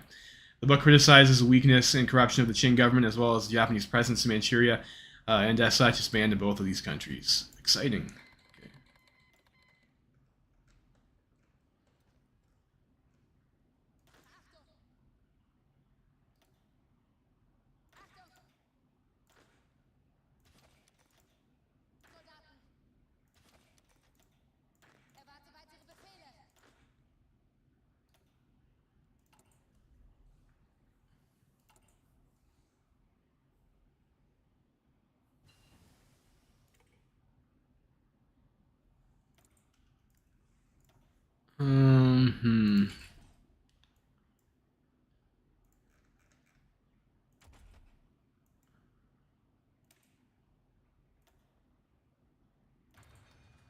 heavy MGs for planes. That'll be a good upgrade on them. Are we doing our Navy refit? I mean, they'll be refit. I don't know if that was really worth it to do. The Navy seems like a bit weaker. How much Navy does Britain have? Like a lot more than us.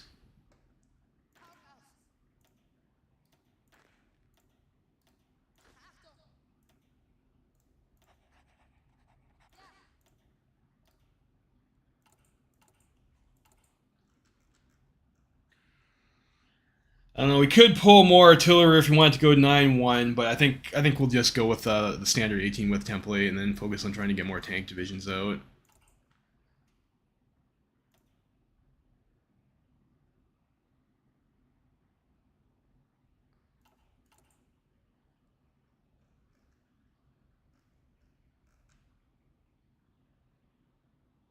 Maybe what we should do here is actually have a different line.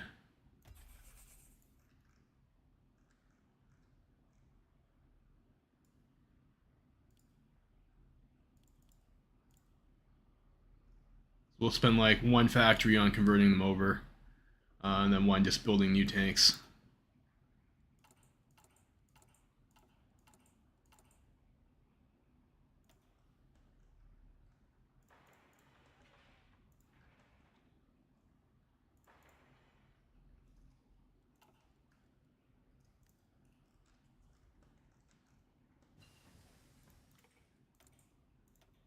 So you got that.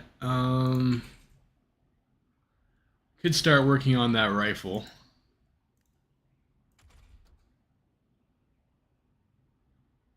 I think we'll just grab the advanced machine tools instead here.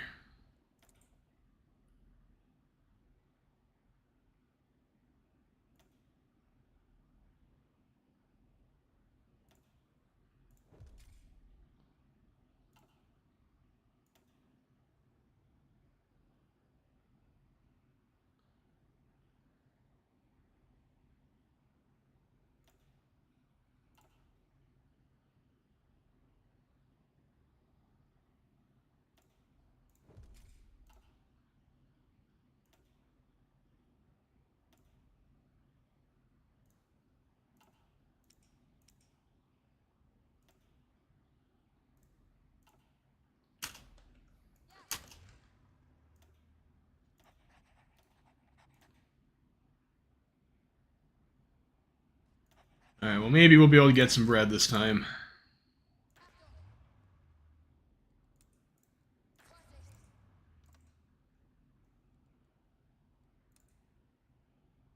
Or maybe not. Doesn't look like I'm able to even get there.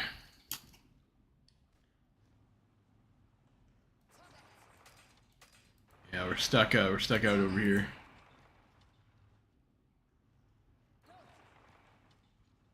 Well, that's annoying. On the plus side, it does look like the SRI is losing pretty handily, so can't complain too much about that.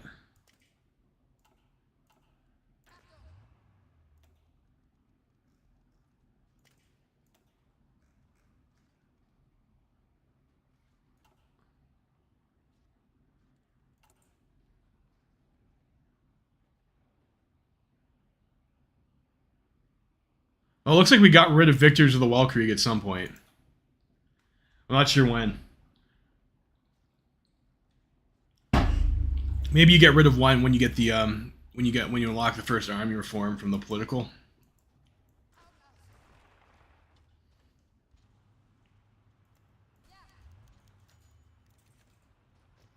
I know we got Sontag.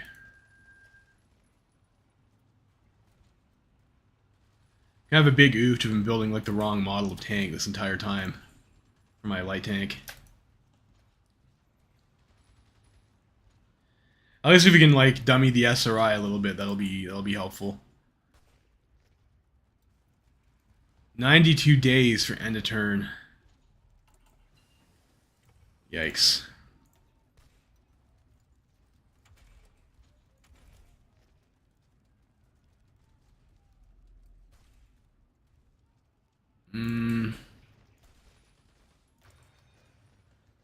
Let's do that without the MIO.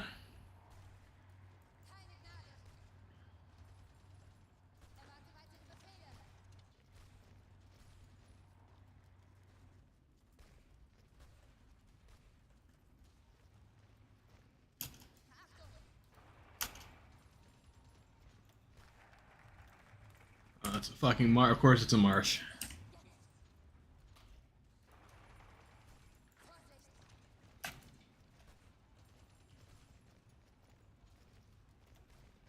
Got that, and we can get the ahead of time reduction on production. Get the bonus for, what does this give us? Each bonus for support artillery.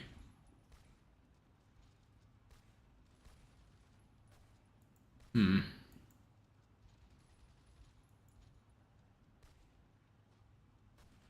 kind of interested to see what that does.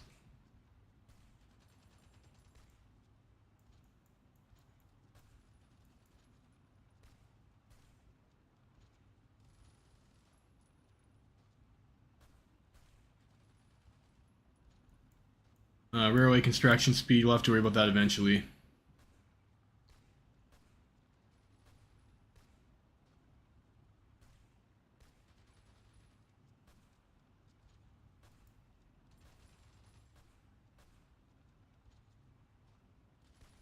Max factories in the state. We're not capped out yet, so we don't really need that.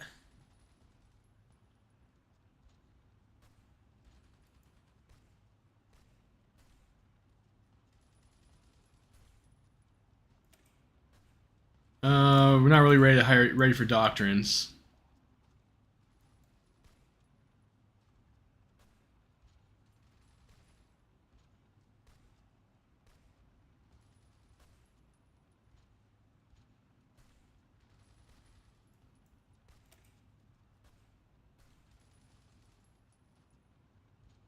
Let's do that. Get the fighters.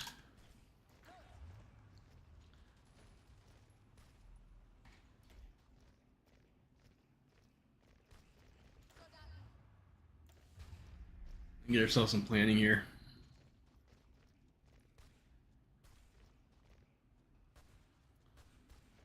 Or not, because they're just going to attack us.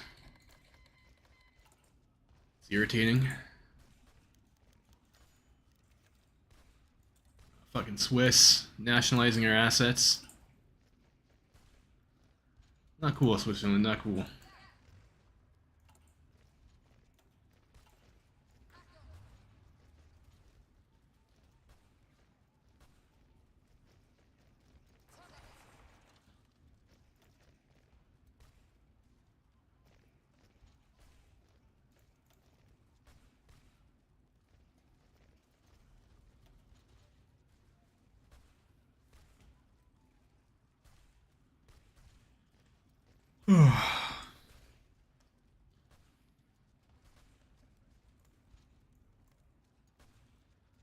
Try and counterattack this guy once he runs his org out here.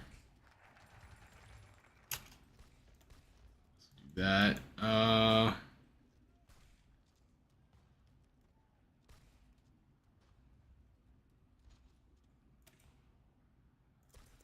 Grab that. Like, it says it gives us more war preparation or whatever, so we'll do that.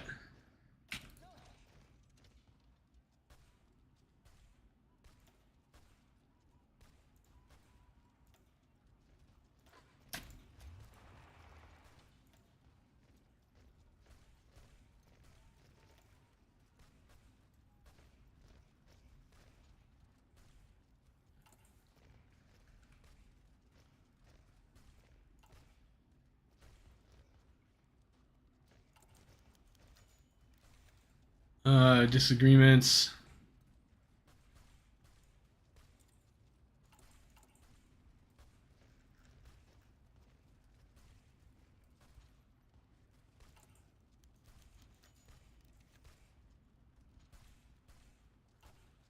Challenge from the Canadian Navy. Oh, we'll accept the challenge. Go, go, Kaiserreich Marine.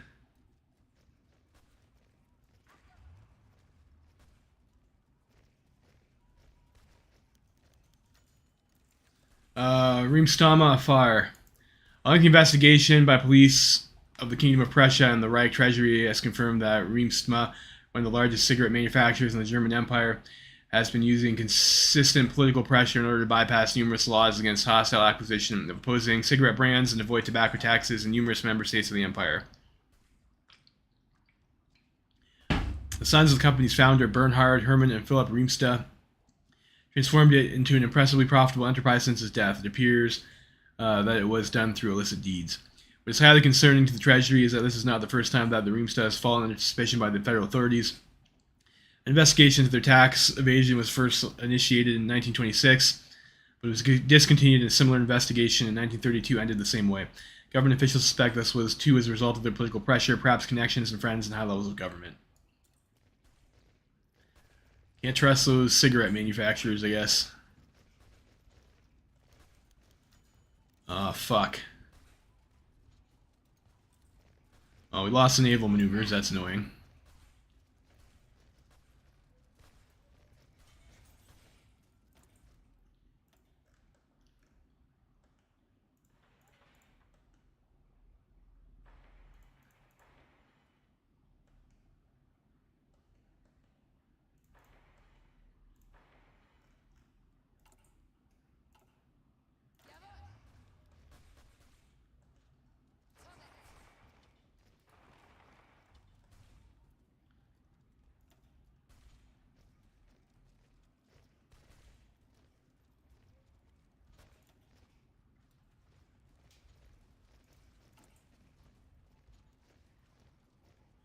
Well, it still says I have a Victors of the Well. So there's still a 25% for Victors of the Weltkrieg. I don't know how to get rid of that.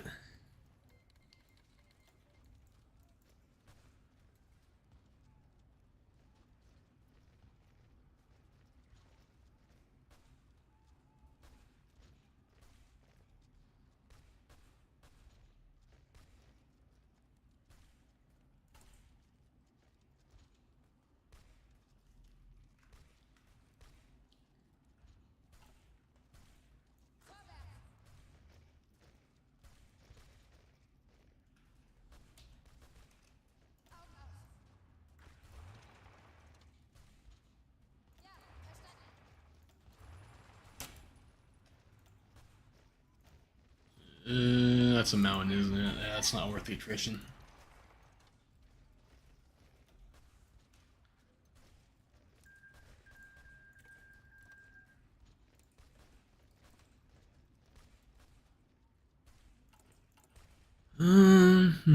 Nationwide rallies.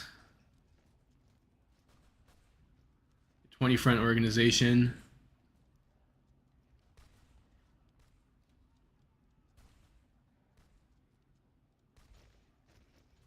I guess we can do that for like a little bit.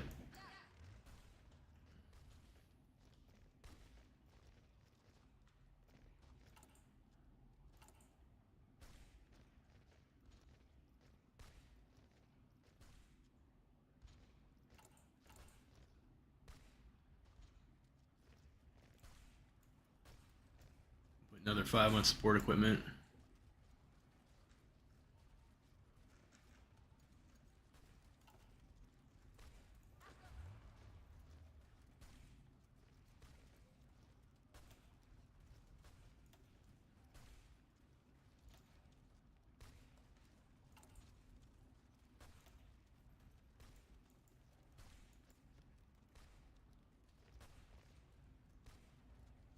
So I'll give, or I need, this over here gives us the ahead of time bonus for production. So I can get that to go to the next level of machine tools after 1939.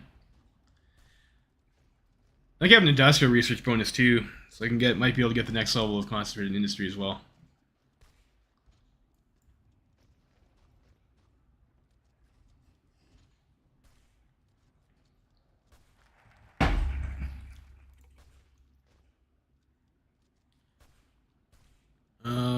Get railways.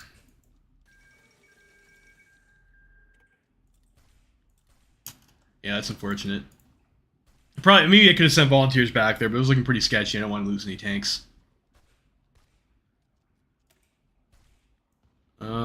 Fighter model, maybe be worth it. The Ace generation.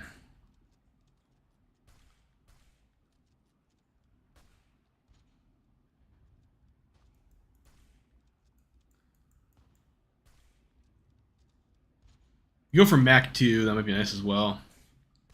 And get one of these. Doctrine cost guy. Maybe, I don't know. We'll do that.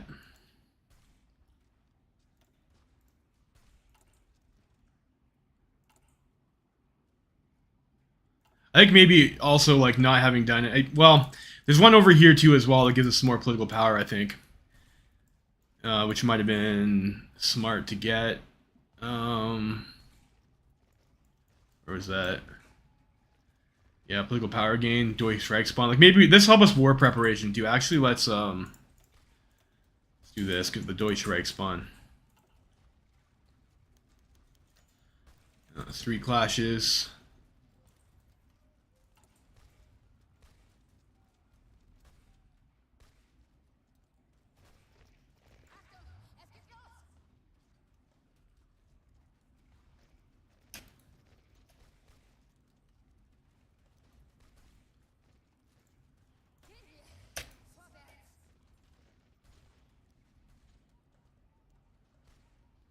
It looks like we'll be able to kill SRI though, at least. Like that's nice.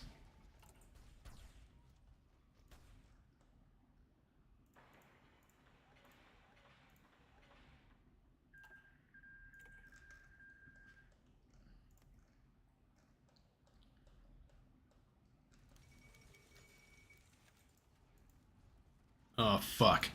Despite its failure, the so nationalization of German-Ukrainian relations. So I guess our government in Ukraine was overthrown. Despite its failure, the anti-Hetman revolt years ago dispelled the notion that Hetman's government was sole guarantor of stability in Ukraine.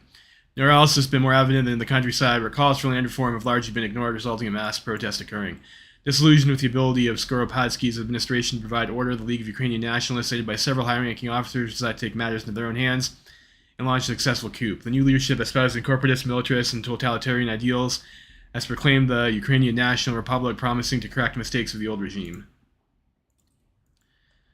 Normalization of German-Ukrainian relations. The news of the overthrow of Pavlo Skoropadsky's government was received in Berlin with worry. A military coup removed the Hetman's government and established a republic led by the League of Ukrainian Nationalists. Despite their ultranationalism and some anti-German rhetoric, it seems the LUN regime does realize that cooperation with us is still their best guarantee for security. They seek greater economic and political freedoms, including nationalizing and controlling foreign businesses operating in Ukraine. It's possible that an unsatisfied Ukraine would foolishly attempt to stay neutral or join Austria's sphere, though making too many concessions will be unpopular at home.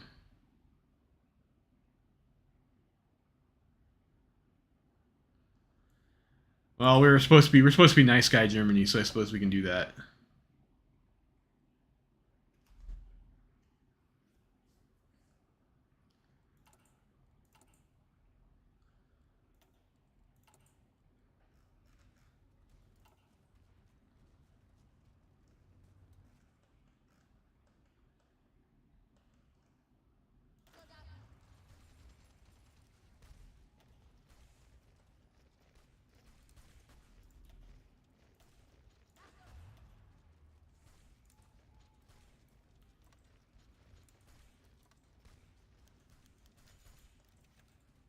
Unsatisfied with our demands, Ukrainian delegations arrived to haggle. They wish to change some particularly troublesome points of our agreement, such as being permitted to nationalize German-owned assets, though by paying full compensation for them. They additionally wish to avoid too high German presence in the country, and for additional liberties, offer us more profitable export arrangements. This is obviously more important to them domestically, as they do not wish to be seen as selling the country to the Germans.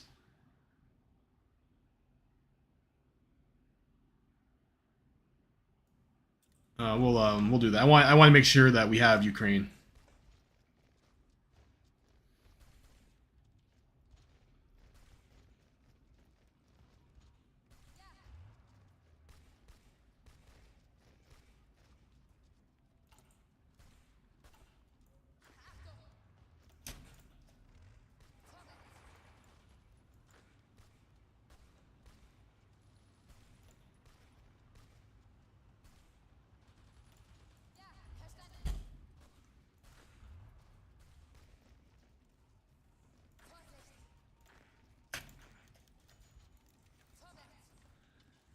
After intense negotiations, two powers reached a shaky agreement. The Ukrainian National Republic will continue being military aligned to Germany and will host German troops in the country. However, the economic part is much more complex, though going through everything from foreign citizens' rights to conducting business in Ukraine on equal ground to the locals, to clauses protecting foreign-owned factories and mines from being nationalized or harassed in other ways. All this has capped the German industry's faith in Ukraine as a desirable location of investment, but will no doubt become a troublesome thorn in the public side. Well,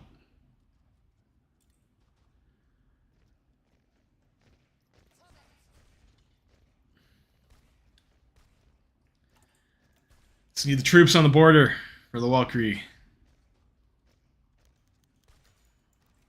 Goring implicated. I thought Goring was gone. Goring implicated in the Reemsta scandal. Who? Guess he's into cigarettes now. Careful analysis of have declared and undeclared income, as well as an investigation into the activities of the Reemsta brothers during the 1931-1932 timeframe, has confirmed that they staved off corruption investigations due to connections with DVLP's member of the Reichstag, Hermann Goring. Goring, a Wall Creek flying ace, was forced into retirement in 1928 after a series of conflicts with the Air Force leadership, his affairs coming to light, and him openly flaunting his support for the far right. The DVLP came to the defense of this slandered war hero, and Goring subsequently ran as their candidate in 1931 elections, winning the only Bavarian constituency for the party in Nuremberg. In the Reichstag, Goring generally stayed in the background, largely irrelevant in the party's activities, but used his new status for personal enrichment. Large donations from the Reemsta allowed him to fund an extravagant lifestyle, acquire a hunting lodge, and purchase numerous artworks. In retrospect, it should not have been hard to guess that the Goldfassen life was financed through bribery. The nationwide outrage is enormous, and even Goring's old allies are forced to distance themselves from him. The former ace defended himself to the best of his ability and declared this to be Judeo-Marxist slander, but they ultimately chose to resign. The courts now decide his fate, and they will not be kind.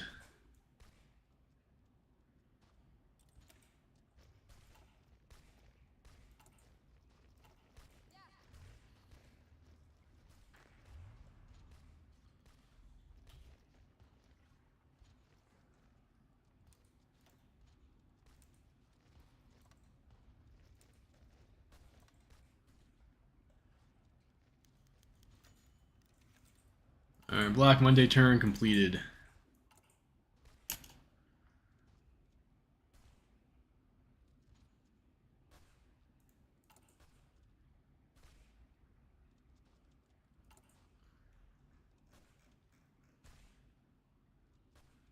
So what do we got here? Do we have anything that reduces debt? No.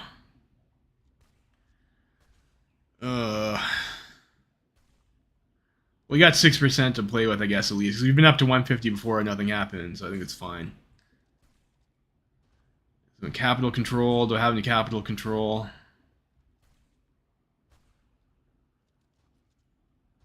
So we'll play that. Change the crisis type. I'll do work creation.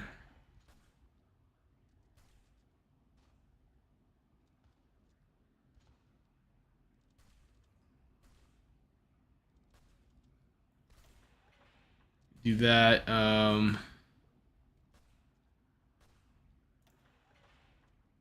that still doesn't get us there. Oof. We got 2 of these cards. Well, that's...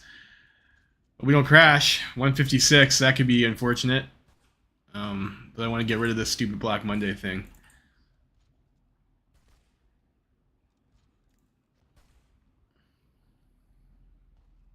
I should have maybe drew the extra cards first.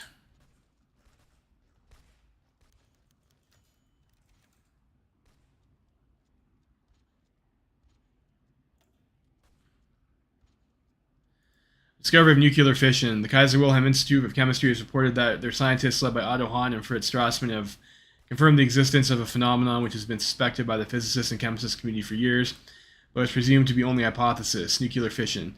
After bombarding uranium atoms with neutrons, they discovered that uranium nuclei were successfully split and produced barium atoms. So it took a while for the team to confirm what they saw was not merely contamination. Hahn and Strassmann ultimately coined the term Uranspaltung, uranium fusion, to describe the phenomenon. This may pave the way to a new technology should the presumably enormous energy released by nuclear fission be contained and used. Okay.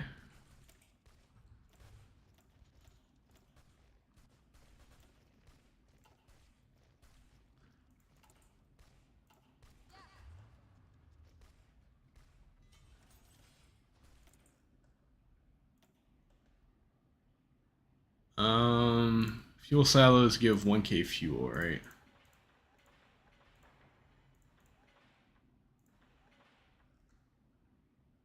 Let's make sure at least get those on the docket.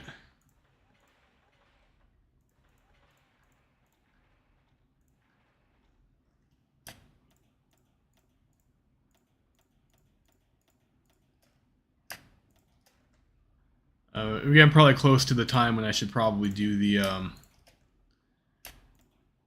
focus that gives us additional factories in the state. They're starting to get maxed out.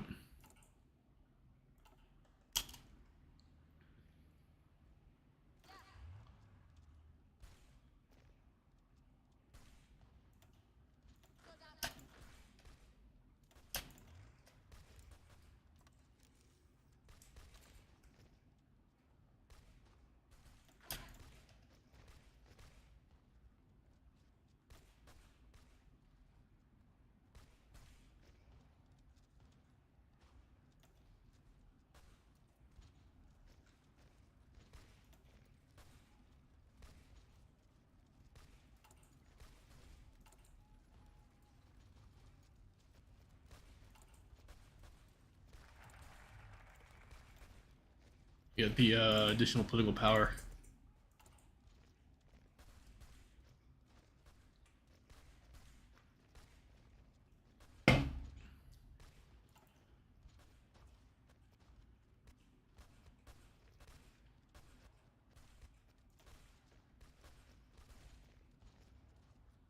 Oh, that's kind of bugging out there.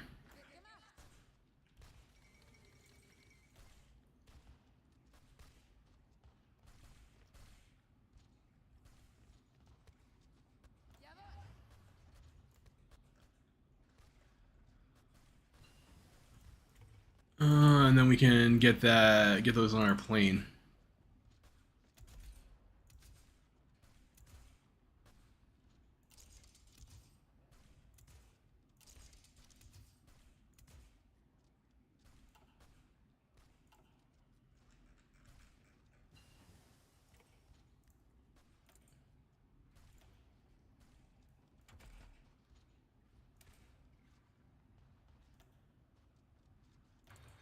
The survivability studies. Probably should have got that earlier, to be honest. I don't want to spend my bonus on that. I mean, mech. Um,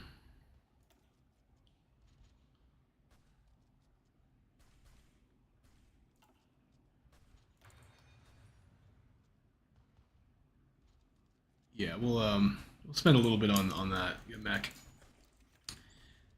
Future of Ukrainian democracy. For 2 decades, Ukraine has been dominion of Pavlo Skoropadsky's hegemony. It is not so today after the nationalist officer coup in the country finally did away with his authoritarian rule and replaced it with their own. The only welcome part of this entire charade is the ascension of General Yevhen Konovalets. Strong-willed and steadfastly loyal to his country, there is little doubt that he will prove a far more capable leader than the old hetman, as well as a reliable partner to Berlin. The issues mainly lie on the rest of the conspirators. Rather than tear down the inefficient elitist bureaucracy the hetman had built, they have gone backwards, only cementing the defeat of democracy in Ukraine after the anti-hetman revolt. Only one proper conclusion can be drawn from the past and present political developments in their country. Centuries of Tsarist oppression have left a mark on the very nature of Ukrainian politics, where one autocrat comes and another shall take its place. Their ability to foster a truly functioning democracy, at least without external support, is seriously in doubt. But now there is no reason to try to push Ukraine into a more reasonable direction, as long as their cooperation against Russian imperialism is guaranteed, that is. Once that is all said and done, though, perhaps we should revisit that position. Our Ostpolitik has always been pragmatic at heart, but one day we will make an example to the world that the forces of democracy will win out against reactionary tyranny, whether at home or abroad. Ooh, we lose PP for that. Thanks, Ukraine. Dicks.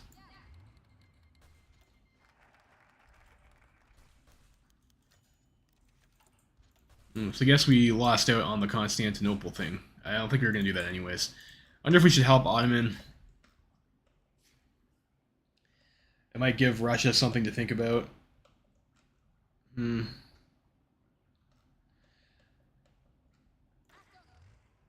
Um.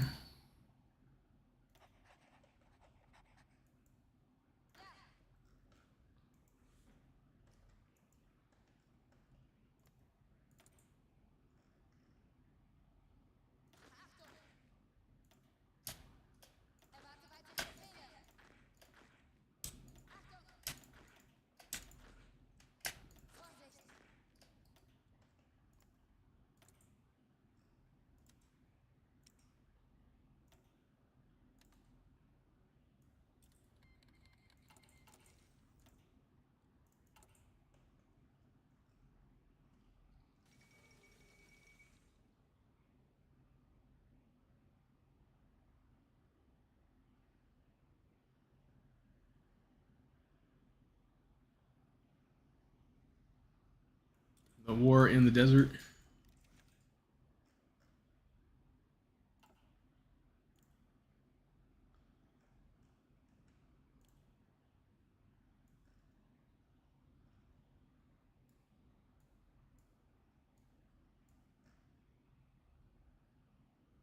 Here's some more infantry shit. Middle Europa Commission Summit. Choice of agenda. Go for the arms production, I suppose. So we'll. So those guys are being kind of frustrating to get through.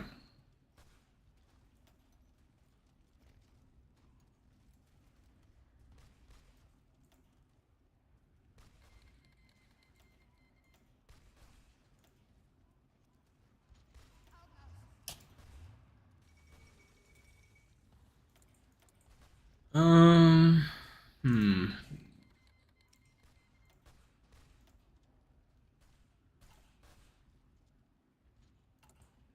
So to get more XP. Serve the Third Boer War. Okay. Well, that's unfortunate for the South Africans.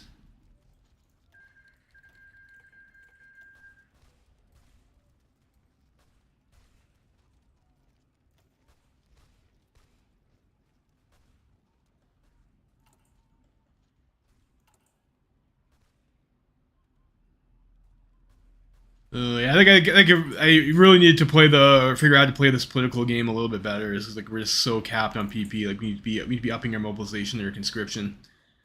Rebellion of the civil service ends.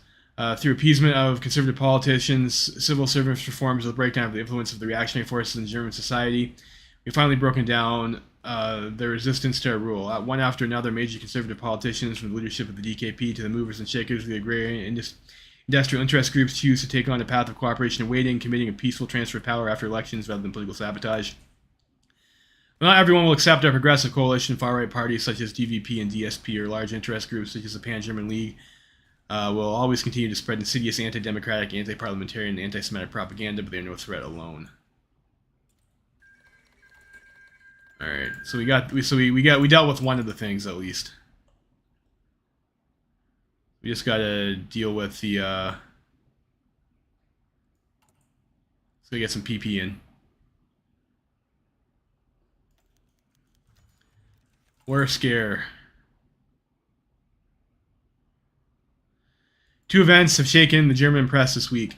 First, an incident on the heavily fortified Franco-German border in which a few French soldiers wandered into German soil and turned back after a stern warning.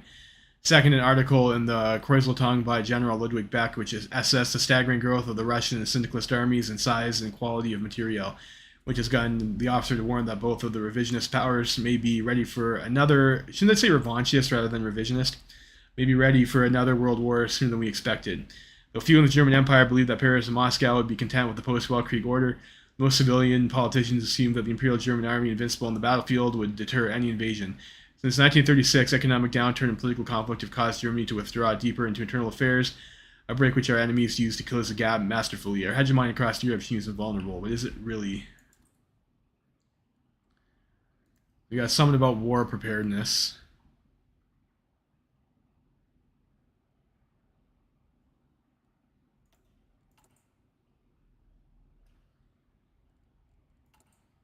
Is that yet another decision fucking minigame?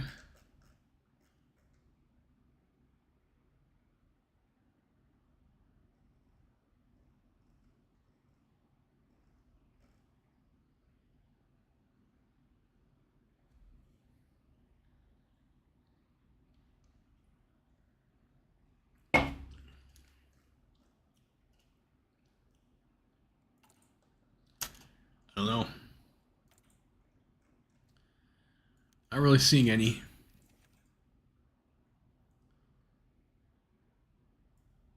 War preparedness.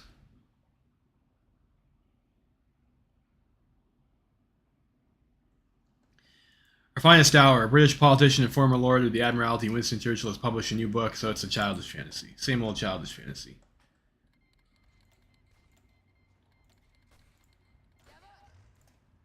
It's like a little stalled out here.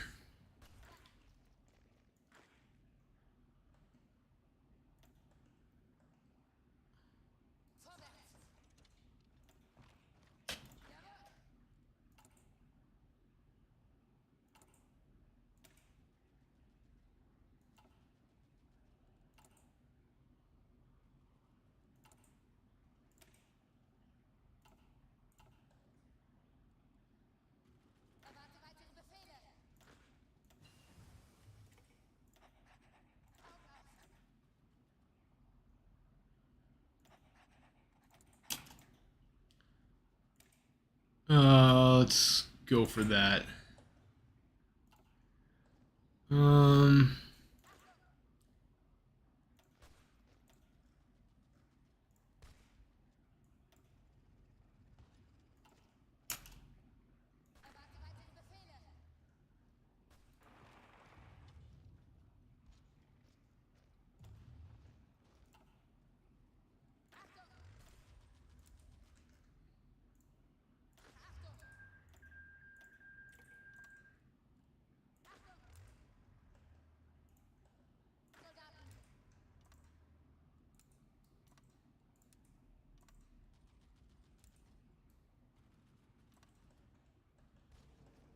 I should have done the fucking Ottoman focus.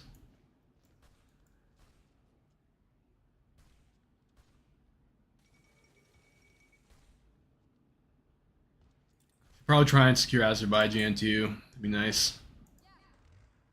Make sure we get the oil.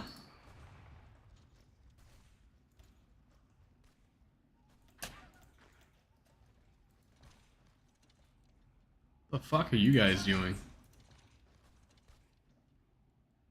Do I actually have military access to Greece? That's fine.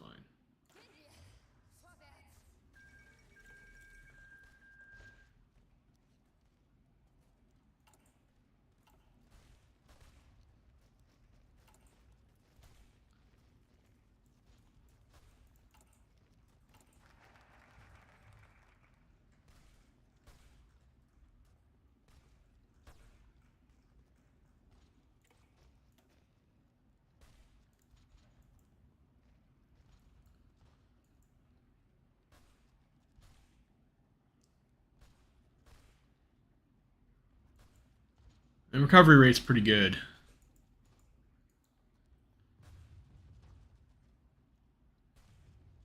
can get the tanks. You'll have another research slot opening up soon, so we can try and go for the assembly line production methods. Help us get some efficiency cap up at least. We got a few lines that are close, anyways.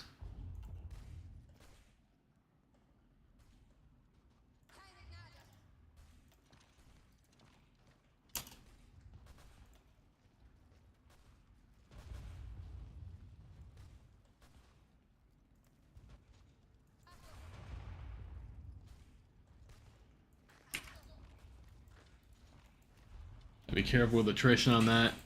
My reliability is a little bit dog shit.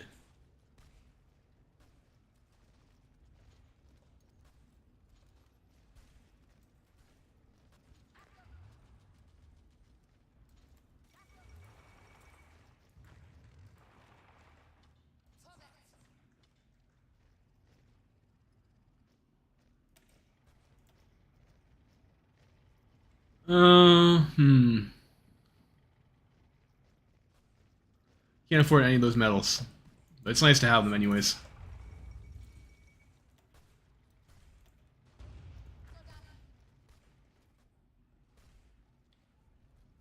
I have improv expertise. I should be able to at least get over the river here and fuck up Egypt.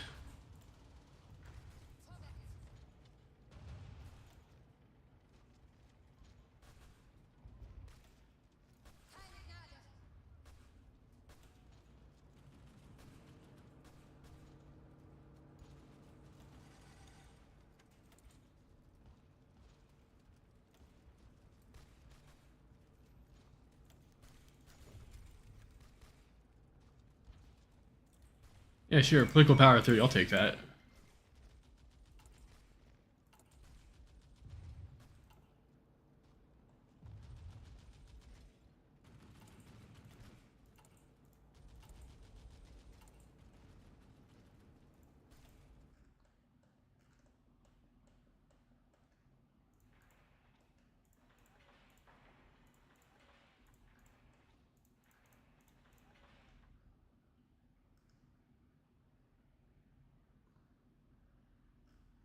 Yeah, the silo's built fast enough. I guess we can keep on doing that.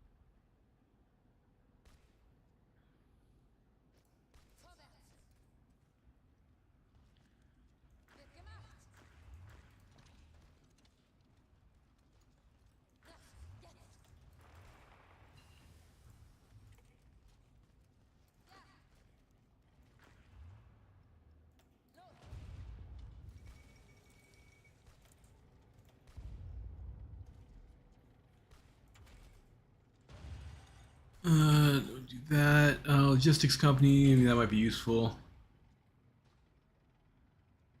Get better anti-air.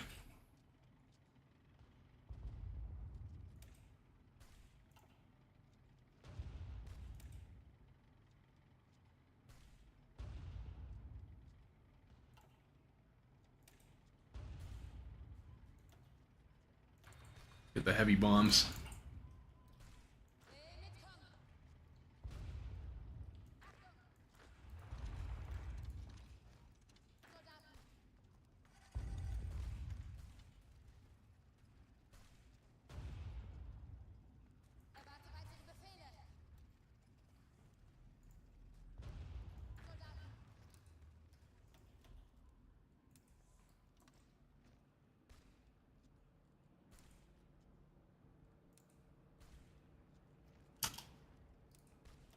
Not drawing the front line the way I would like it to be.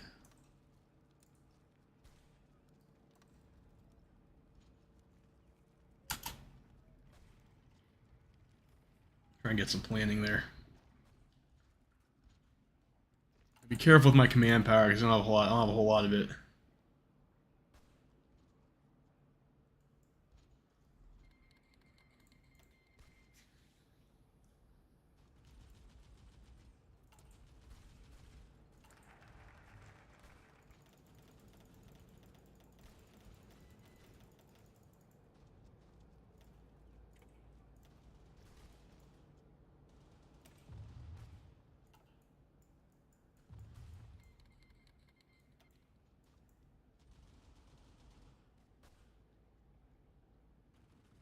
Herbal population factor. I mean, that might be okay. Australasia first movement.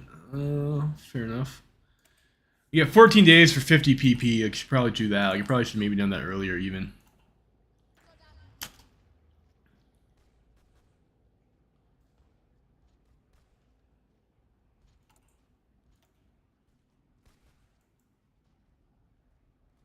you got 50 PP over there too with limited privatization, which you might also want to take.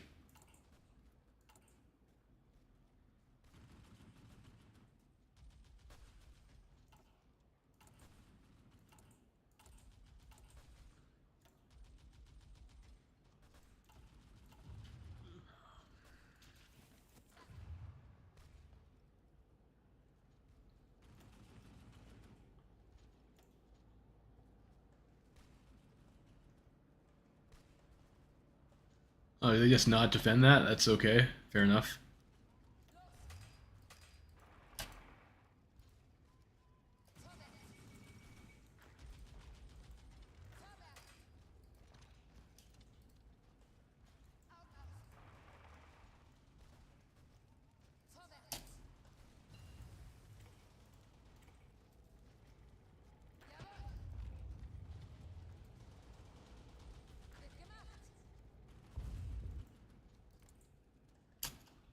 Be careful here.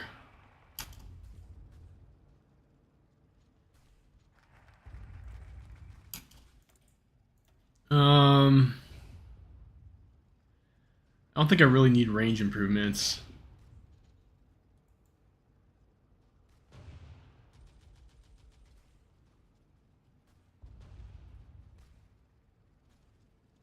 Might want your launch torpedoes. I think we just get this. Assembly line production. Fuel refining.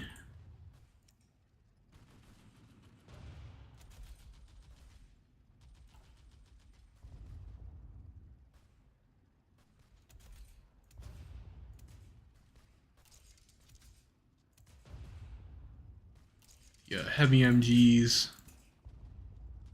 And the self-sealing fuel tanks.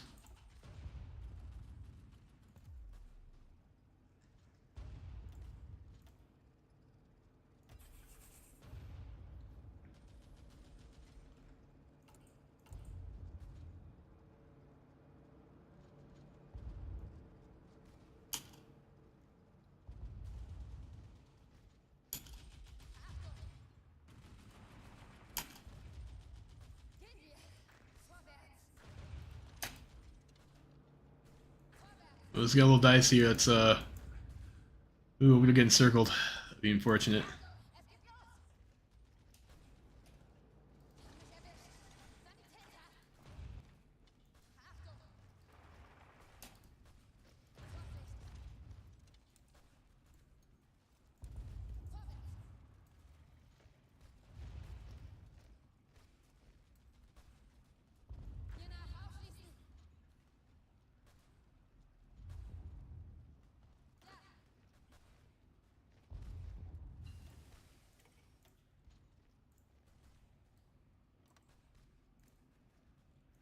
So we got the stealth slaughter.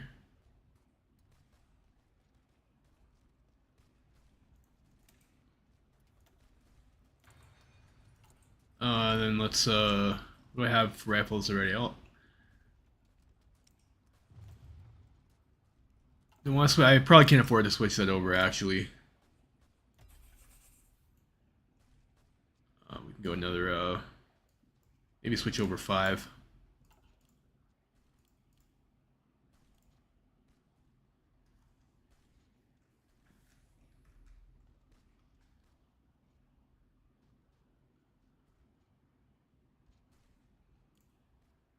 We can go more on fighter.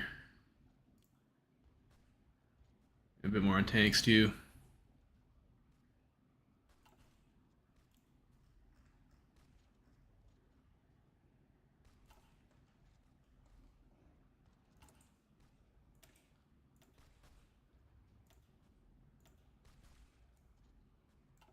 How about my poor reliability? What should I do now? Max factories in the state. I think we hit an industry tech, but that might be a good one to get. Oh, we're still building up. I might also want to do the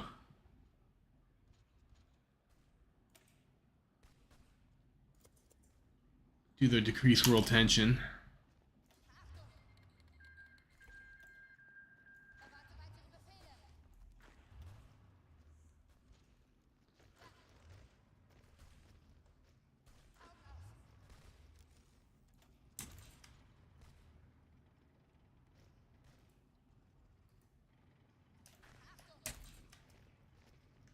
Oh fuck.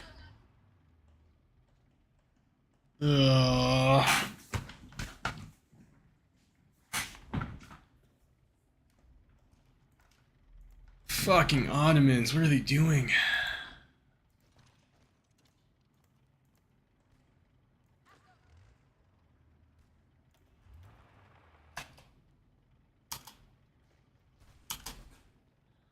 This is bad enough that we need to reload.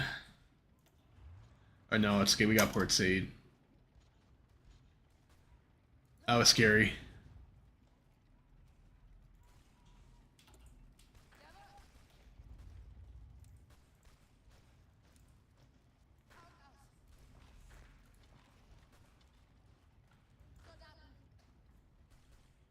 I guess I actually need to hold that to keep those guys locked off.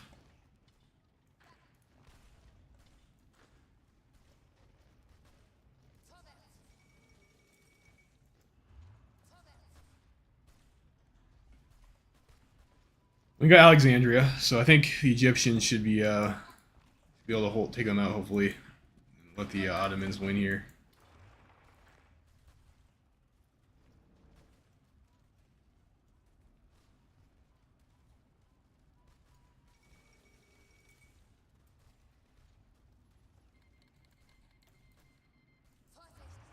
Burma joined the Copra after we guaranteed their independence and everything. Jerks.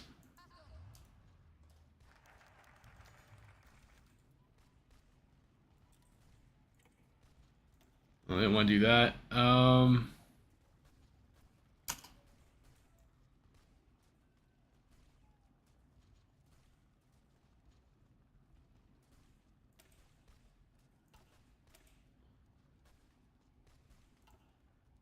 We're gonna get the Azeris.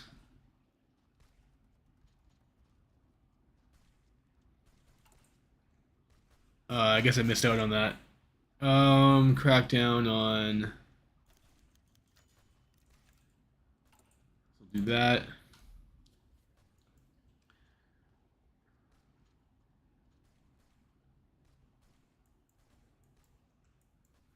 Kind of interested to see what the Footsteps of Seek does. The free peasant present on free soil, or peasant on free soil. For decades, the social democratic agriculture program had been an oxymoron. The early SPD had primarily perceived itself as a representation of the urban proletariat and decried the peasantry as a foster child of the state. The only vaguely defined goal was the eventual socialization of the rural means of production, in the best case in the form of large cooperative run estates. After all, Marx himself had prophesied the eventual demise of a small subsistence farm and saw the future mechanized, rationalized, and plantation like large scale agrarian enterprises. Over time, however, wise comrades started to realize that Marx had been misguided. Not the small farm was doomed to die, but the inefficiently run large Junker estate of the East.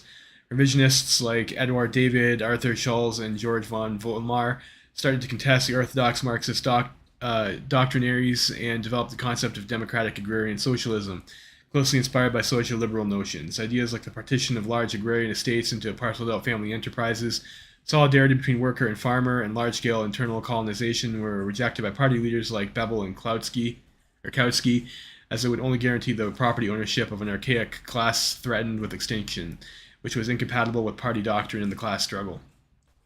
Only after the war, the voices of reason prevailed. Old hardliners faded into the background as the age of social democratic political practice began under Solf, Erzberger, and Brockdorf. Nonetheless, it took almost another decade until the party finally embraced the theories set up more than the generation before them, and yet another until their final implementation under the Democratic Union government. Hand in hand with compromise-willing bougie parties, the SPD has finally dared to build a bridge to the ordinary farmer, curtailed the influence of the big estates, and embraced the idea of democratic agrarian socialism. Now, as the free peasantry finally stands on its own free soil, another pillar of German democracy has been reinforced against omnipresent reaction. Well, that's good. Get some stability.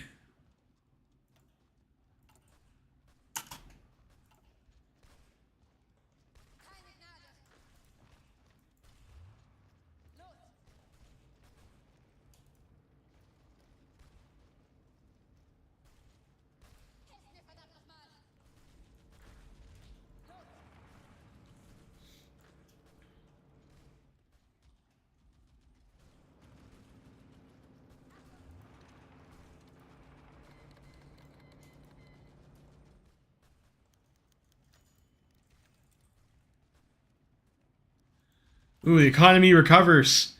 A long period of economic downturn has finally come to an end. A long series of strategic government policy to alleviate the malaise finally had their effect, and for the first time in years, Germany has reached pre-1934 industrial production levels.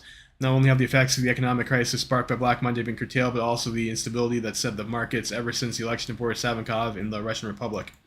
Now that productivity and employment have been restored to stable levels, emergency economic controls can be loosened, and financing for other government programs expanded. The Heer has been itching to initiate major reforms, and leadership has already begun lobbying members of the Reichstag to finance ambitious government projects. All right, we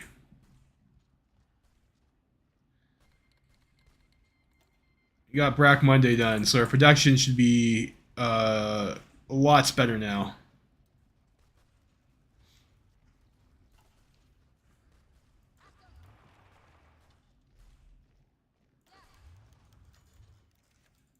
Oh, jeez, more event spam. Like you can't fucking do anything without an event popping up in your fucking face.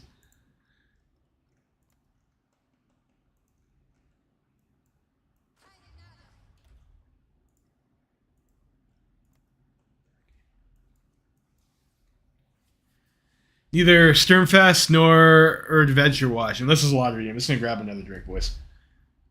We'll be right back.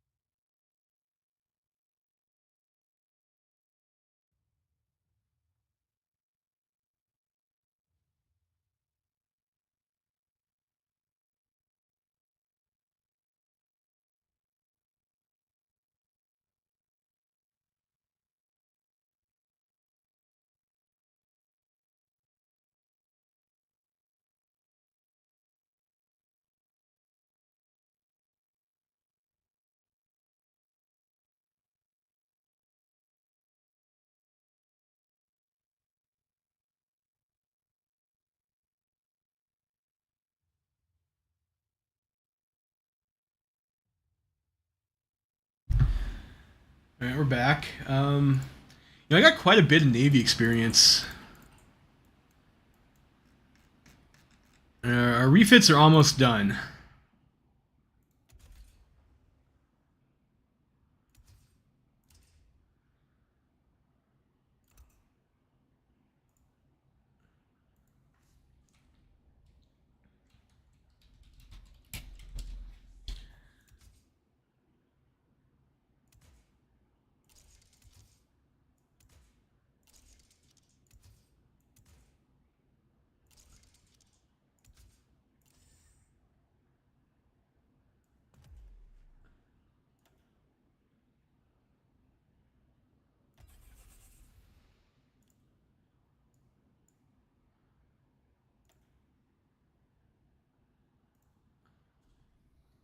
Try making some more of those. I don't know. Maybe we can try fighting against the fucking UAB Navy. I don't know. Neither Sturmfest nor Erdver Waschen. Prussia is a large realm and rules over many territories whose population is not too fond of their East Albion overlords. While these opponents of Prussian rule can mostly be found in the distant periphery of the empire, some of the most ardent regional patriots, in fact, do not live too far away from the capital. The Lower Saxons, who inhabit the Prussian province of Hanover, the Duchy of Brunswick, the Principality of Schaumburg-Lippe, and the Grand Duchy of Oldenburg. Similar to the Prussians in faith and dialect, they have strong regional identity that reaches back thousands of years, and the Hanoverians have a deep disdain for the Prussians due to the annexation of their kingdom back in 66, manifested among others in the existence of the Guelph Party, DHP, whose main aim is the restoration of a sovereign kingdom of Hanover within the empire. Lower Saxon patriotism, however, is not confined to the DHP, but also has a strong extra-parliamentary presence, most prominently the Lower Saxon Homeland League. The eldest German regionalist movement, it evokes an even older image of flat and marshy territories between Elbe and EMS, celebrating the medieval spirit of the Saxon kingdom that bravely asserted itself against the Romans, Franks, and Staufers, and embraces illustrious leaders such as Arminius, Duke Widukind, and Henry the Lion. Famous scientists like Leibniz and Gauss, and acclaimed writers such as Hermann Lohns, Wilhelm Busch, and Hoffmann von Fallersleben. However, the local patriotism in the far northwest is strong. It was never enough to actively resist Prussian rule, as petty rivalries have plagued the Lower Saxon movement for decades. The official song of the Lower Saxons does not even include the lands west of the Weser. Protestant Harzer does not have as much in common with the Catholic Emslander. And the Oldenburgers are so proud of their Grand Duchy that they keep a certain distance to their brethren on the other side of the border. Annually, the Homeland League convenes so-called Lower Saxon Day to foster local identity and celebrate their common history, but one thing is certain, as long as the Prussians control most of the region, the Lower Saxons will remain spiritually divided people.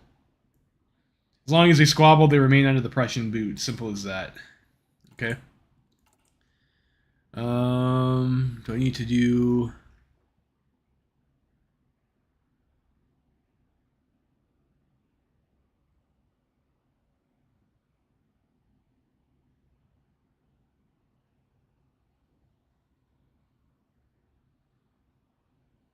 Huh.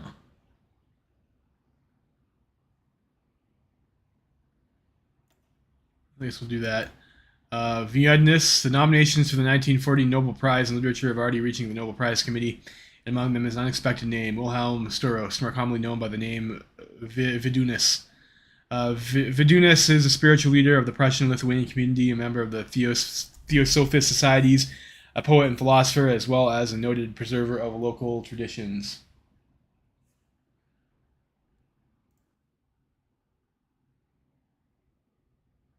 Okay, I guess I'm having some stream buffering issues. Well, it is what it is.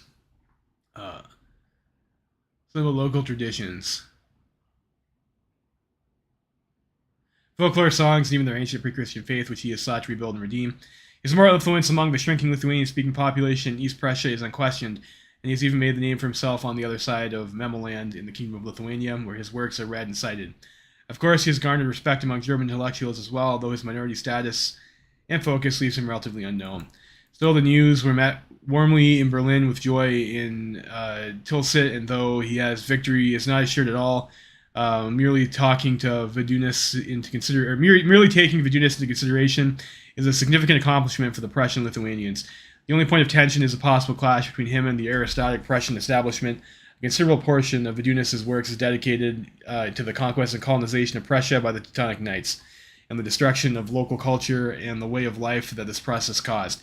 As not only Prussia, but arguably the empire itself originates from the territories gained in the Ostsiedlung, this has gotten right-wing press to deride the poet as unpatriotic.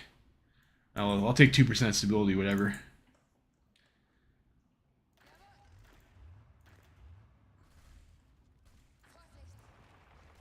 Looks like I'm going to be able to make a breakthrough there.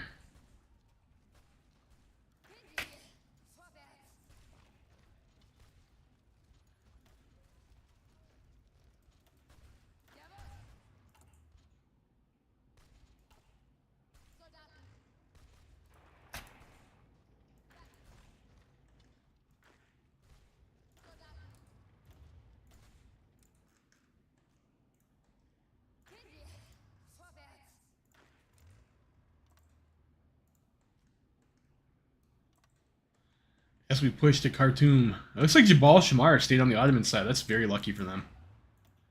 I think that's it's a bit of a unicorn. I don't think you see that too often.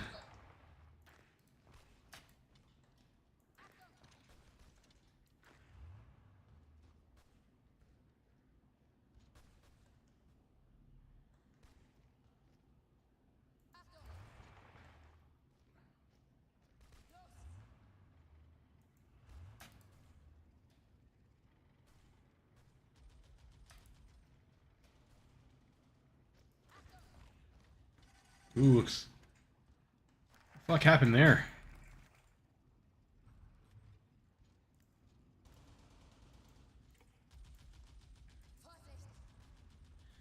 The Reformistin. In 1924, General Hans von Siegt was appointed chief of the German General Staff after many decades of decorated service in the Imperial German Army, and immediately got to work. Siegt had a fairly radical vision of the military reform. He wished to transform the inadequate hero into an army of the modern age, with separate land, naval, and air arms under a singular armed force and answers to a singular ministry of the military, all while the army is transformed into a professional corps that employs cutting-edge combined arms tactics in order to break through enemy lines, encircle, and destroy them. His battles with the establishment and civilian politicians eroded his political capital, and he was removed after the crown achievement of his leadership, the independence of the Luftstreitkräfte, and establishment of the Secretary of the Air Force and the Imperial Cabinet. His vision still attracts followers, however, and they are called the Reformistin, the Reformists.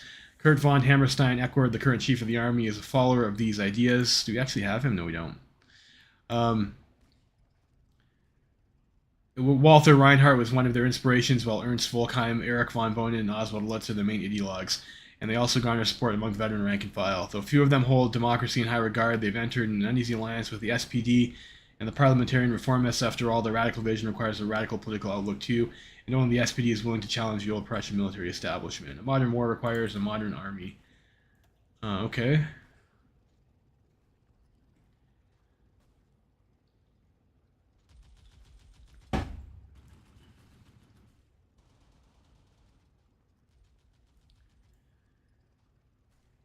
Uh, 0.2 daily for a number of days. I mean, that seems pretty good. I think enough factories. I mean, we want to start working towards mech, though.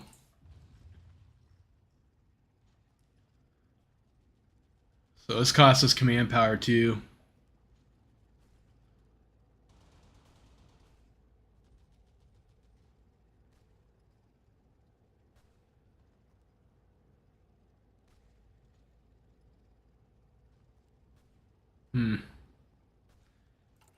Like, I need my command power to do command power things, though.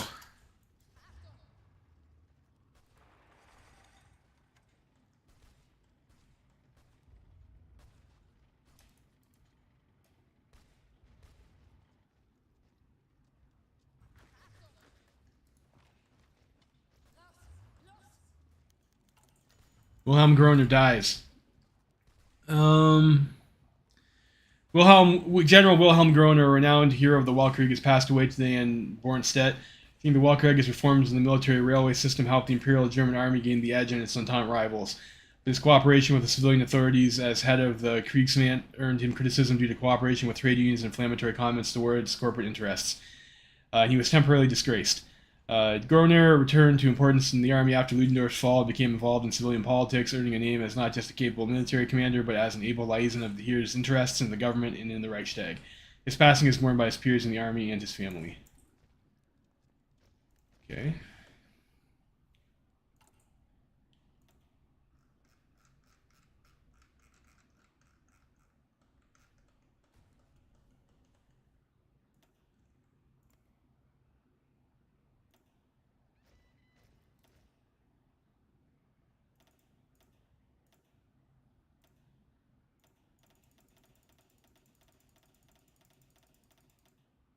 I don't have the manpower for that. Go new army.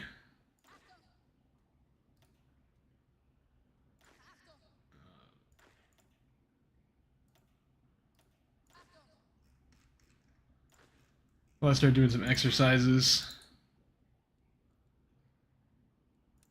Put these guys on, I don't know, front line against the communards here.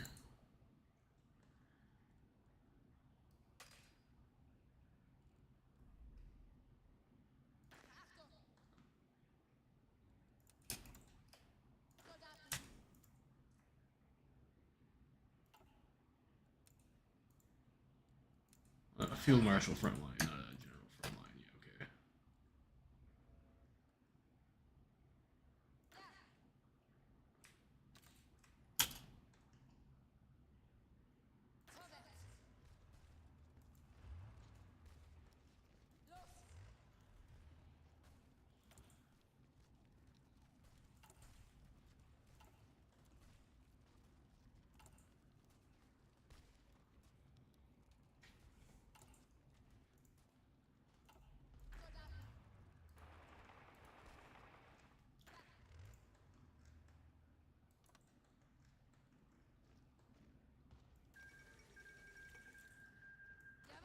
Oh, great, the Egyptians capitulated.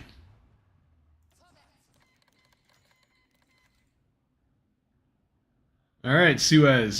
So you have the Suez International Zone. Okay.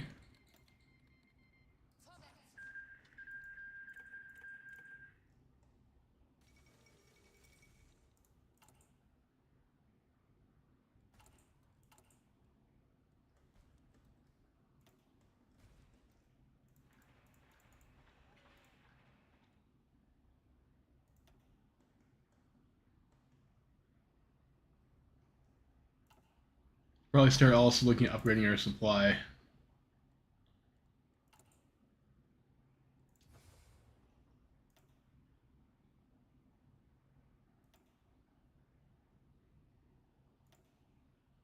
That's fucking irritating.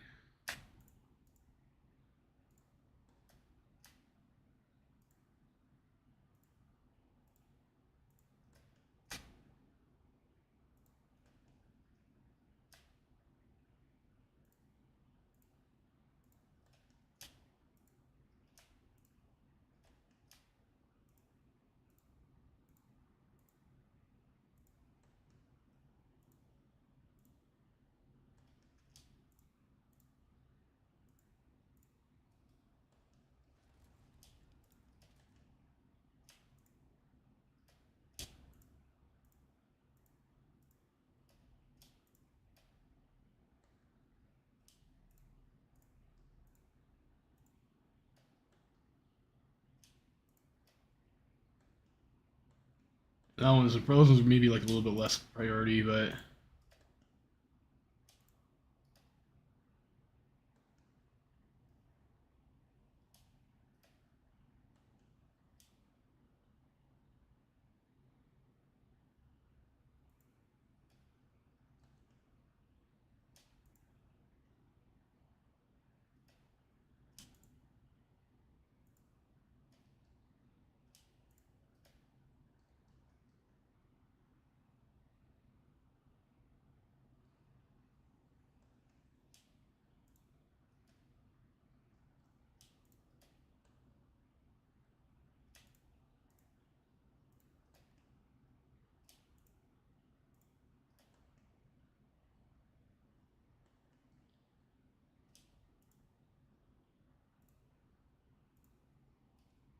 Or that's maybe we don't want to do that. It's kind of maybe that one might be a little bit too close to the front to go along that way. It might be a little bit dangerous.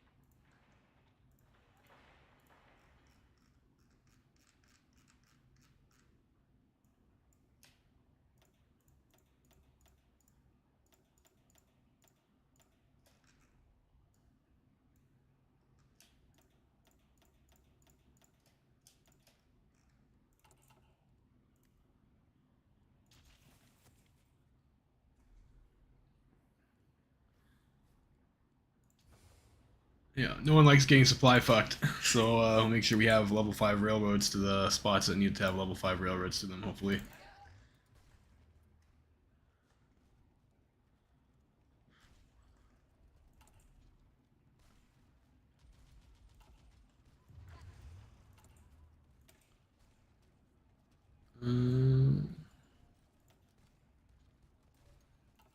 Build a bulk hold or medium tank division.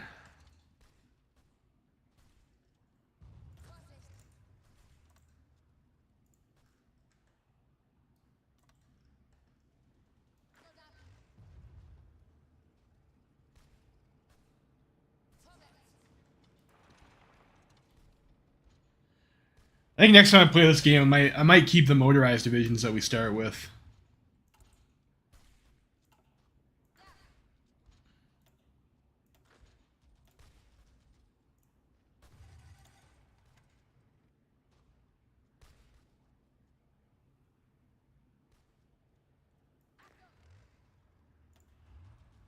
Just because it'd probably be more helpful to have the motorized than regular infantry, I think.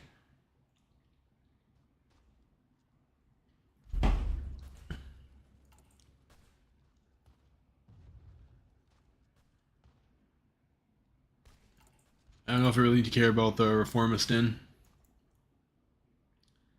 That'll be nice to get some extra panzer tanks there.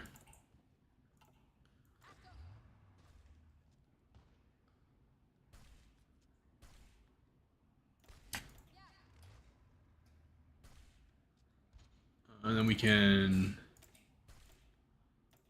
do that. Go 32 width.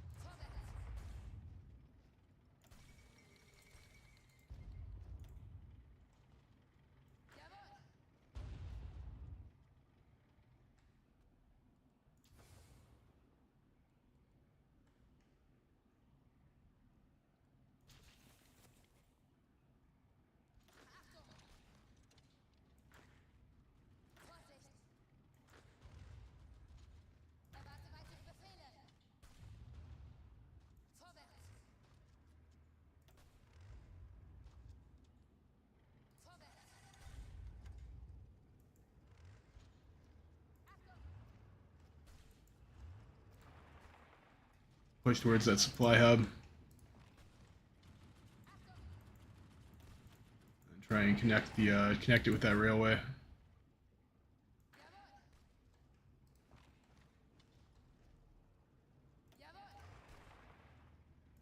So be careful not to get encircled here, though. I think there's one down here that was like armored division attack or something, right? Yeah, this mechanized wave thing. Like we probably want that.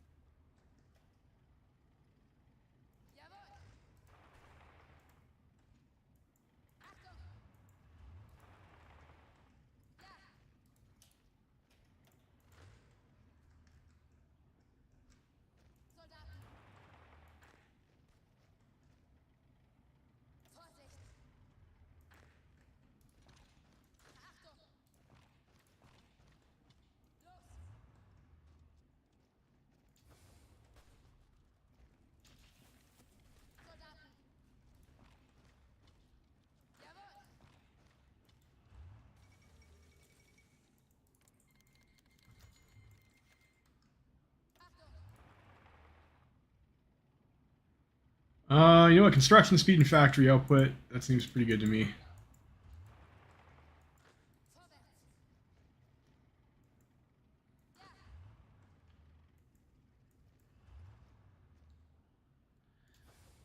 So I think I have that. So I have their supply hub. I guess we gotta try and see if we can clean up some of this too. I don't want to get encircled, so I can't be a little bit too. Don't want to be too extreme.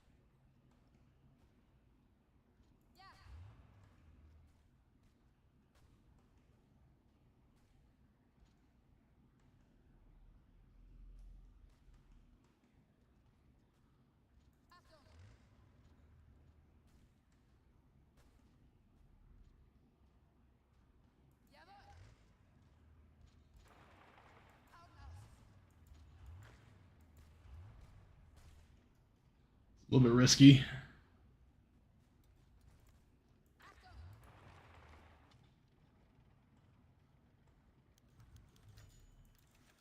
It's a day of national celebration in the Polish People's Republic. After lengthy negotiations with the Austrians, the dual monarchies agreed to a union between Austrian-controlled Poland and the Polish heartlands. This union has brought the Vienna considerable goodwill among the Poles, and their influence has greatly grown. Even though some harsher voices in their cabinet have called the treaty a greedy power grab by the Austrians, there's no cause to be alarmed. Poland has promised to uphold the relevant treaties with us, regardless of the relationship with Austria, as long as our trains run in the east all as well. So we get 25 PP for that. We're almost going to have 100 PP, boys. Unfortunately, we don't have enough to get our economy up. We can fix our conscription, though. So that'll help us start training some more divvies, which we're going to need. Our division count is, like, super low.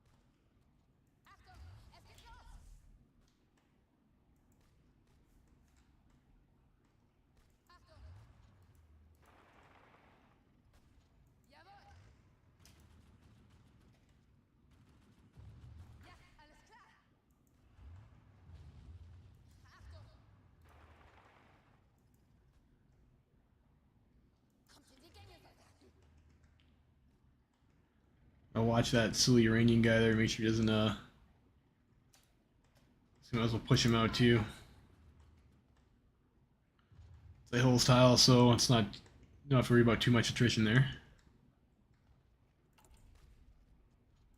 That's right, they changed the cost of laws to 150, so I'll have to wait a bit more to get, but I think we do want to deal with our conscription. It's not great. Not great.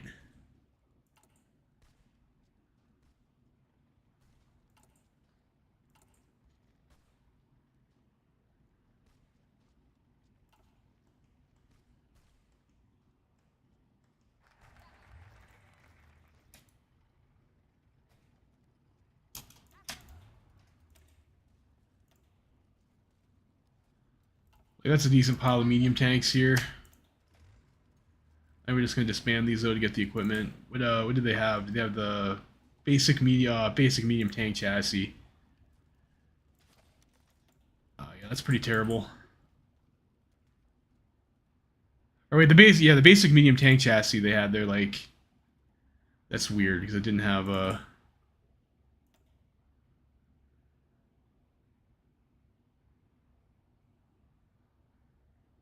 That's wow. So we have 600 of these that they have no stats whatsoever. Like, they have no soft attack, no nothing. It's like a basic medium tank chassis. Well, you know, we can convert them, I guess.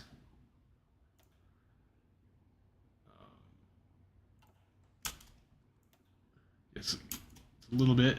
Get a little bit, anyways. Mechanized wave.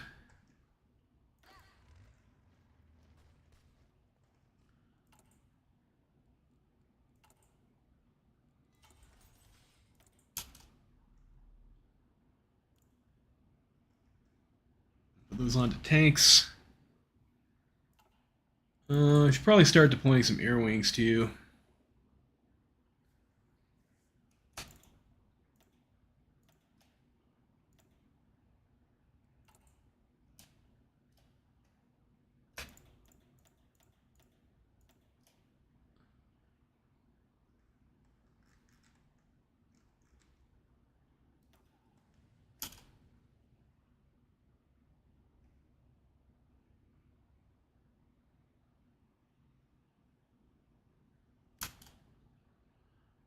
So we will start consolidating these.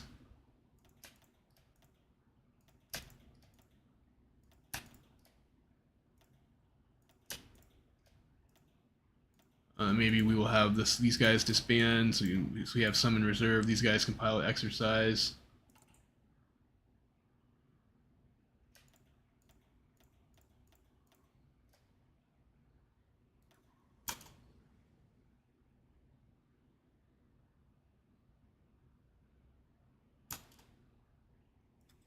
Those guys can do pilot exercises, and we'll just maybe merge some of these. Full 100.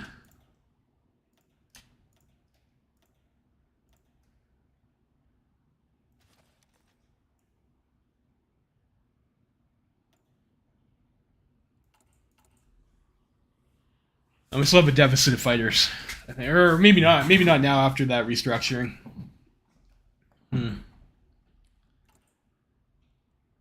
We'll see. So this our tank.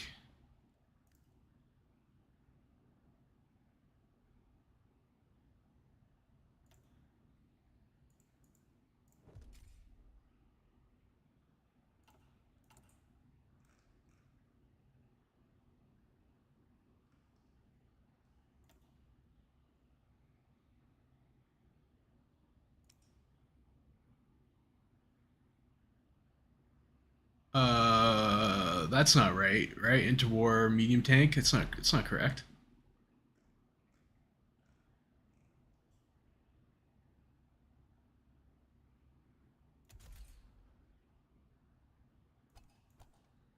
Oh, fuck off! Did I spend all my XP on the wrong hull model? Oh, that's a major fucking mistake. Oh man. Oh man, did I fuck myself there? I don't have the XP to fix that either. Oh, gross. Gross. That's ick. Ick. Stupid fucking designer mistakes. Oh no, that's not good.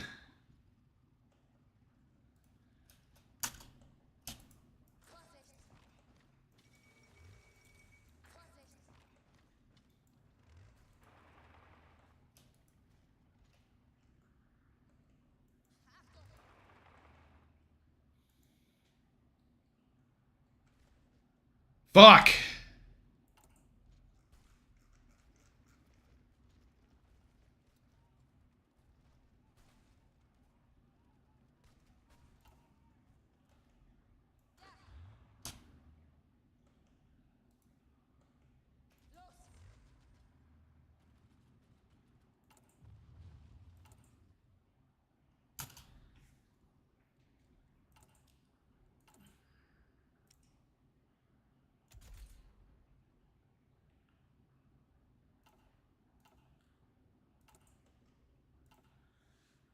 My production efficiency is going to be all jacked.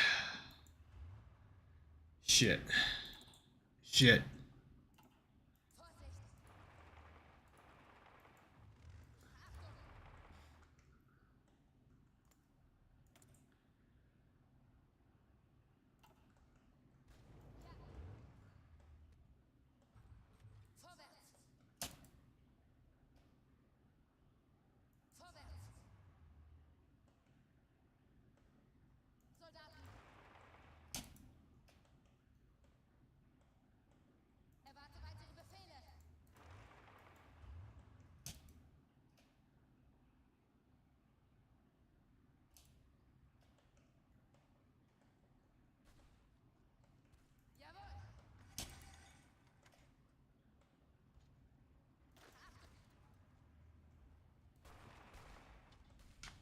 Looks like we weren't able to get a breakthrough here either.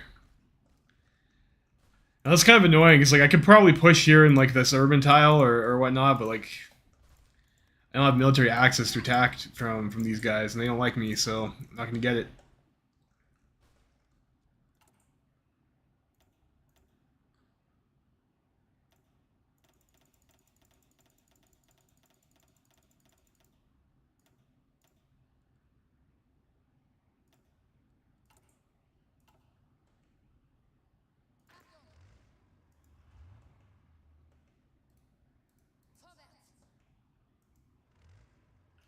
Red fueled.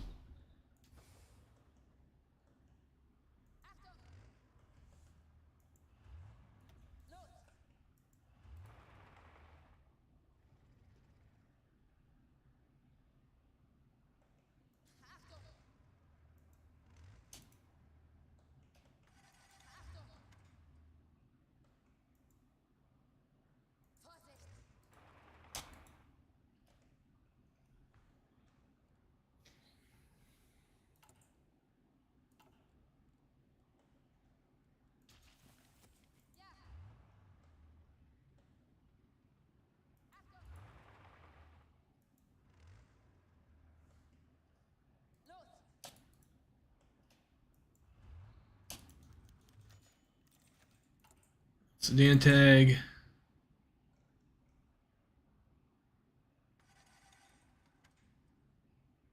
They still have this like agrarian. I don't think so, right?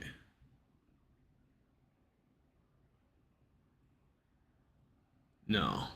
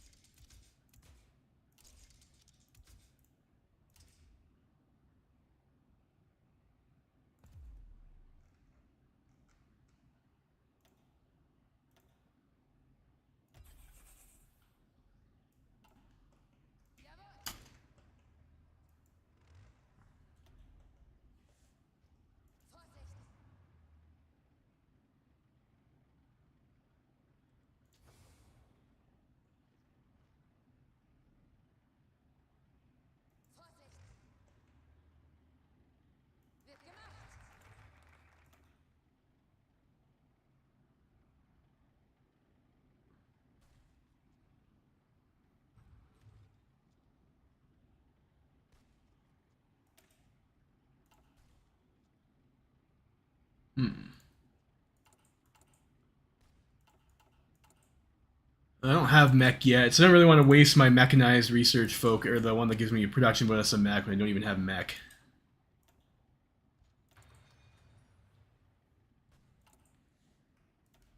So I don't really want to do that, but that would get me the 25 army experience there. Maybe we can do this, get the army experience gain.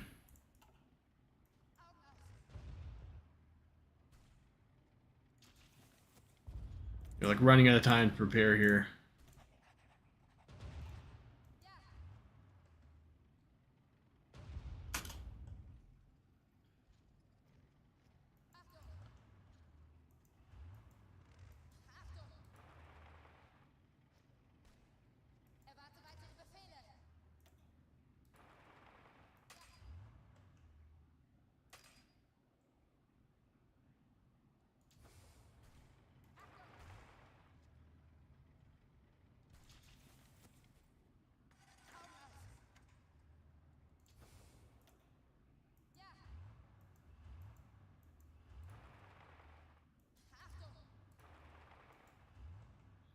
I got supplies now, so I can punish that infantry.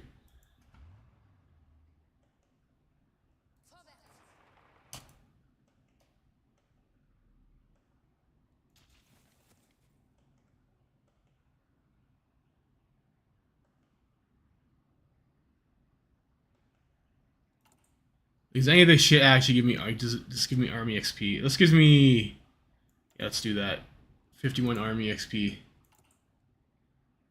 I can fix this problem with this interwar medium tank here, so you can go off basic.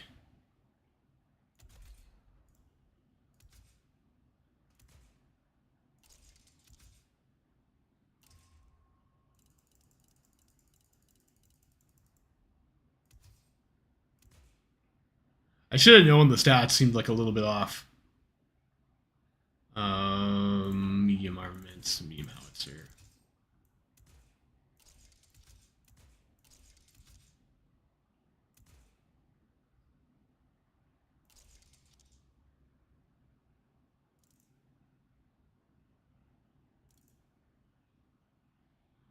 Get the easy maintenance.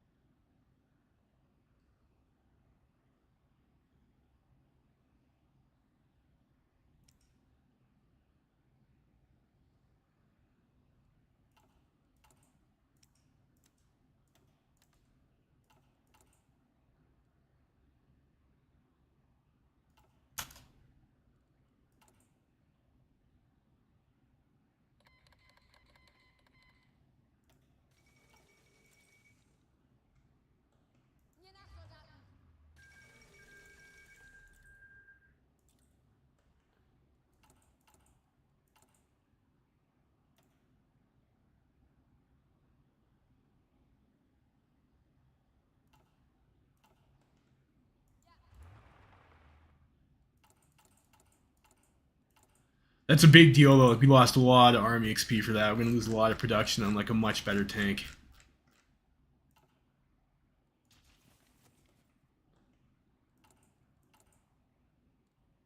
That hurts a lot.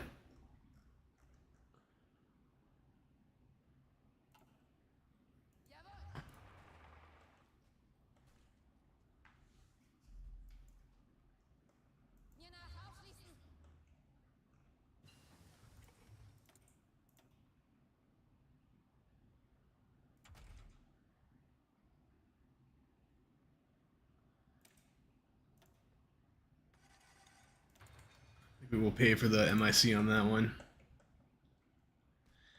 I think I don't want to. I can't afford to like then go another tech switch to the improved medium tank chassis. I think we're gonna stay on basic.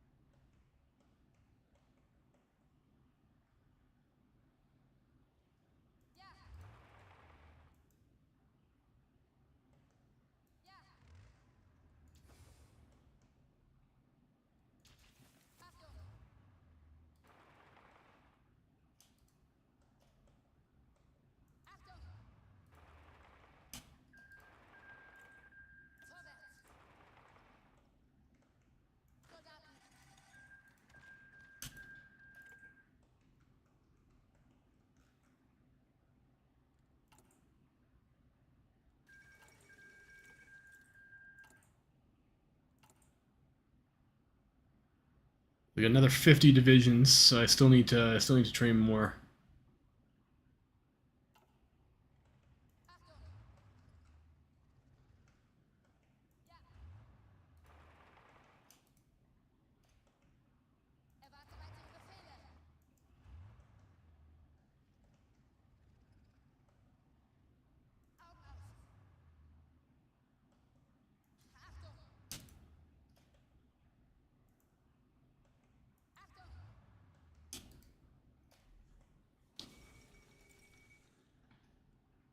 Edward had to abdicate. It's unfortunate for him.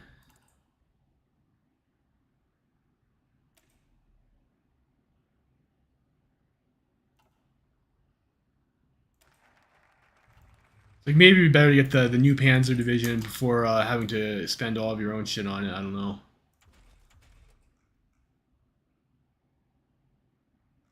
Let's get logistics.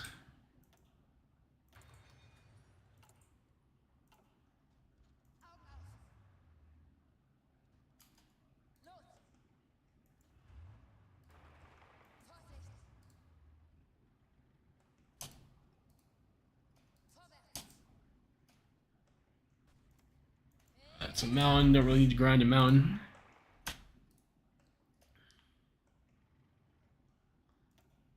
What do you want to do here?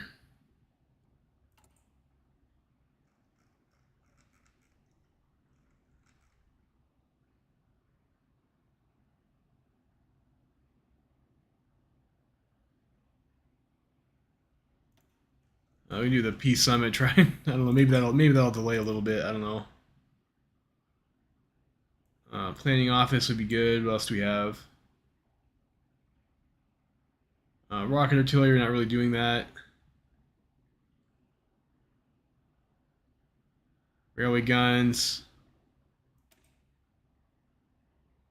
It says we get more preparation for doing that, so let's try that. And I don't really know where this the preparation is. Like I had to see that. It's like they might be trying to take Shiraz back, so we'll drive there.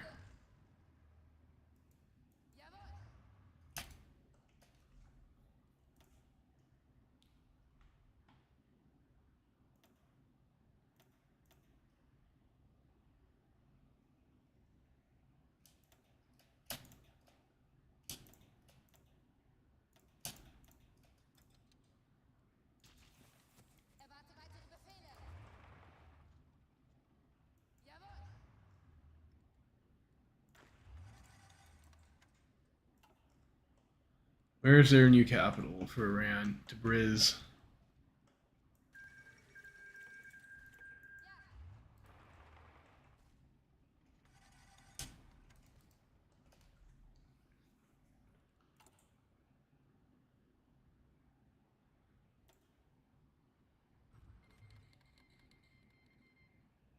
Uh, 400 tanks. I can get like maybe 3 of these.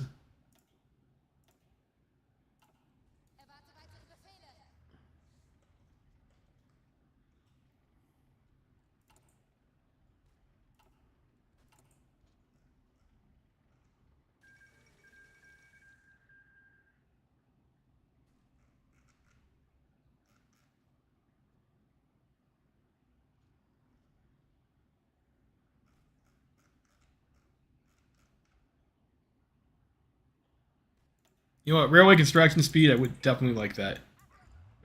Okay.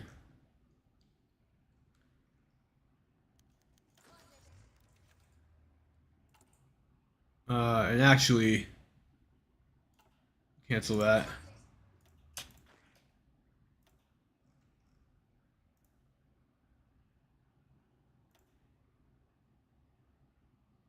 Danish flags brutally attacked the village of Christiansfield, killing a soldier on leave and 2 customs officials in the process of hurting German speakers in the village. Unsurprisingly, when the local garrison intervened, the cowards quickly fled back to Denmark, leaving us with all the perpetrators. Demand extradition.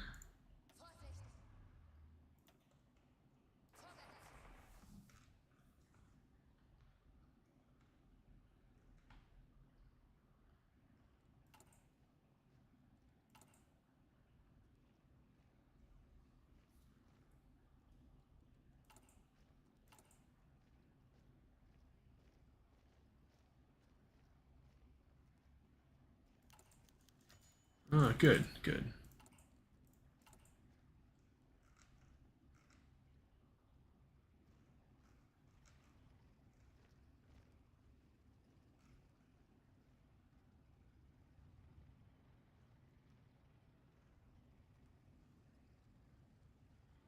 So I want to do that. That helps their stability, it looks like. I feel like I kind of have botched this preparation a little bit here. Um...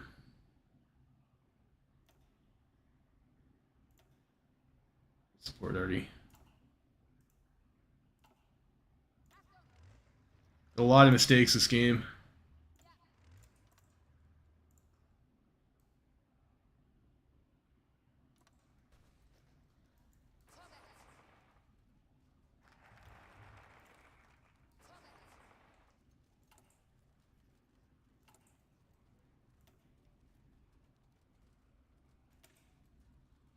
It'd be nice to get that while they're still building military factories.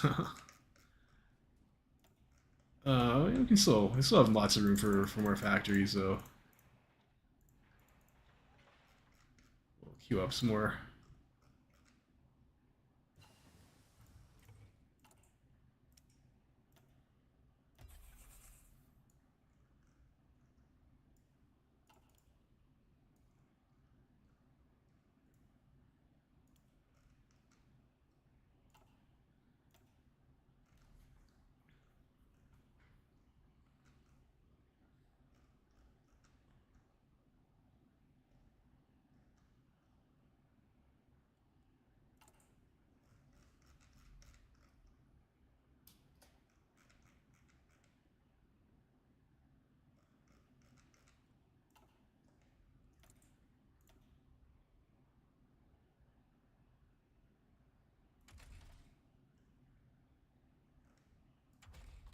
Armor train, don't really need that.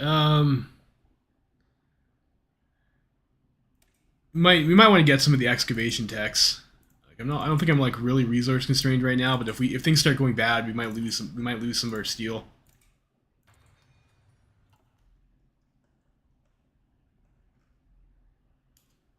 We might want to also start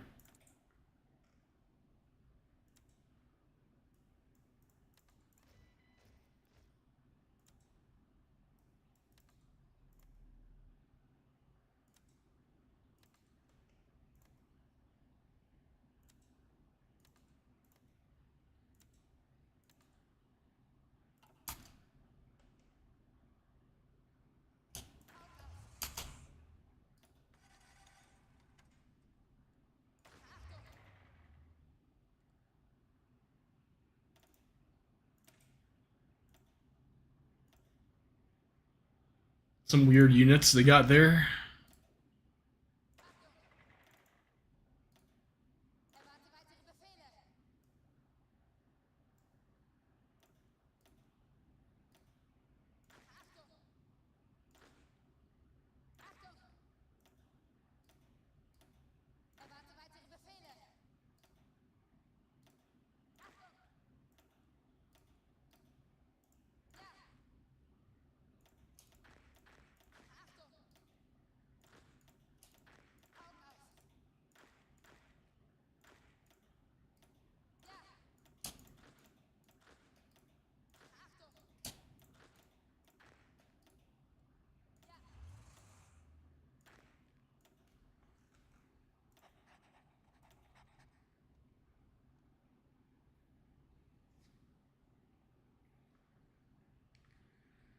And this would be nice to have, like a orbit or a reinforce rate, maybe, I don't know. But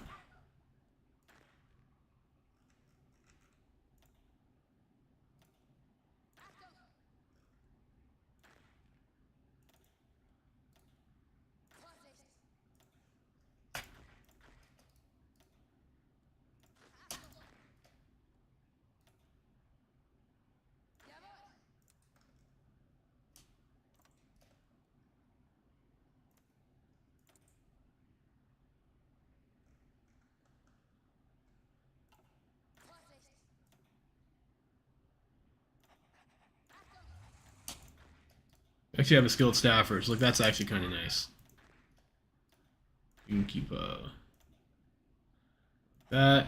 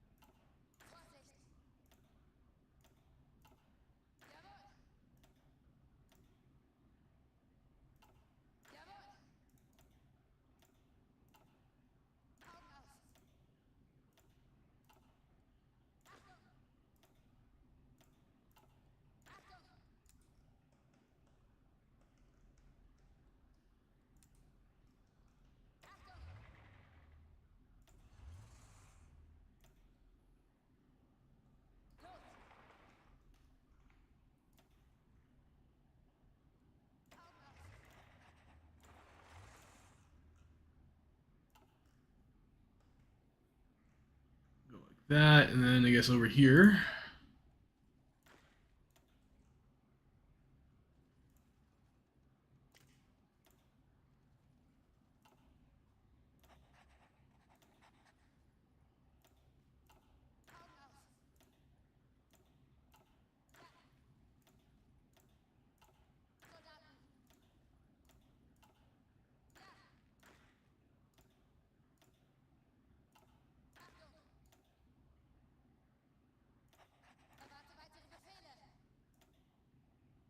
Should probably do something else with Manstein, actually. Like, he's pretty good.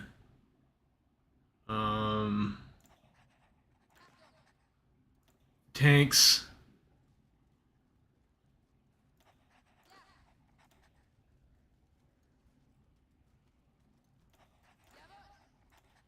Should probably put the winter guy on the other front, but like it doesn't really matter.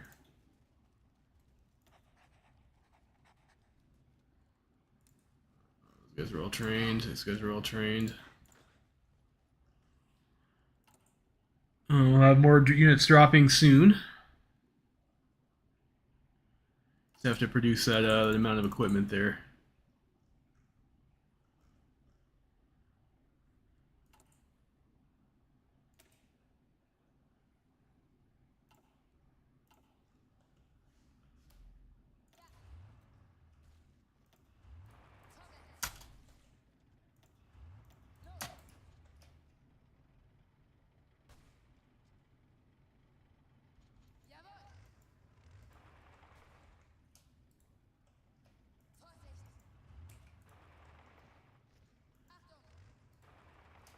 Should probably done the Ottoman mission because like it looks like this is like our only successful intervention.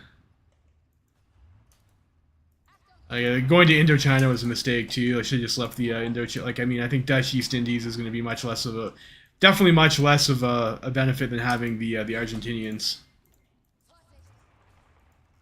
Hopefully the commies aren't winning. Well, of course the commies are winning in America. Well, I guess it'll be a long game, won't it, boys?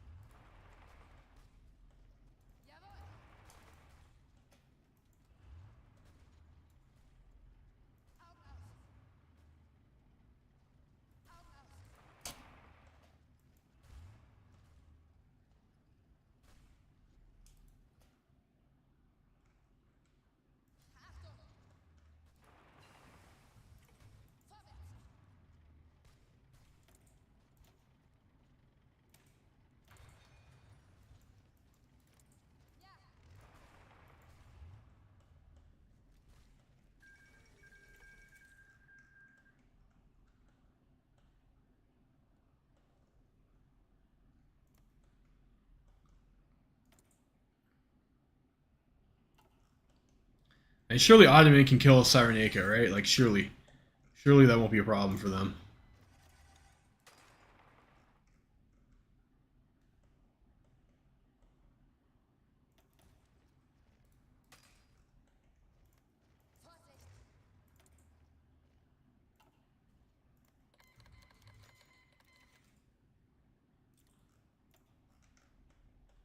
I guess we just recall our volunteers. I don't want that unit to die. That's a bit dumb, though. Get stuck in Georgia.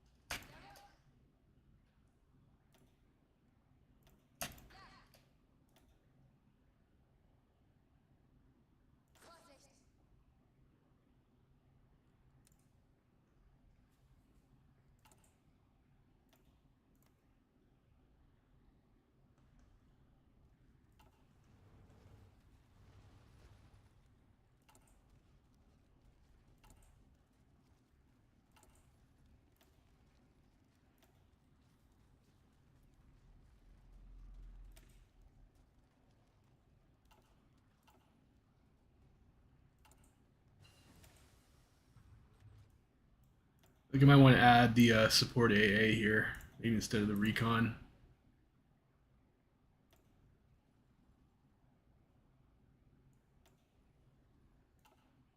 Not sure if I'll be winning the air war or not. We got logistics company.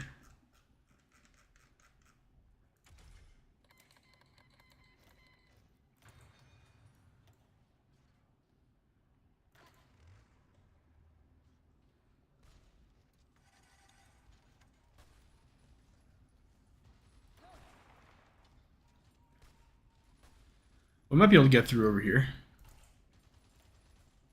Let's see, reinvigorate naval yards. I mean, that seems like that might be pretty good. Is there any of the Navy stuff that'll help me do, like... Ace generation chance would be nice, too. Prepare for the Weltkrieg. Okay, so we got Raider Doctrine. Double pull approach, carrier task groups, Wegener Doctrine. Increase the grip. So I guess they like Wegener.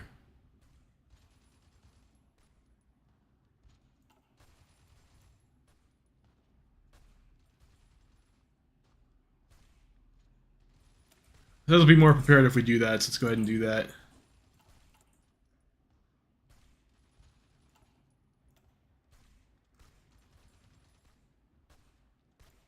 We're supposed to be building this. Like, I always get misclicks when I try and produce new technology. It's like pretty annoying, actually.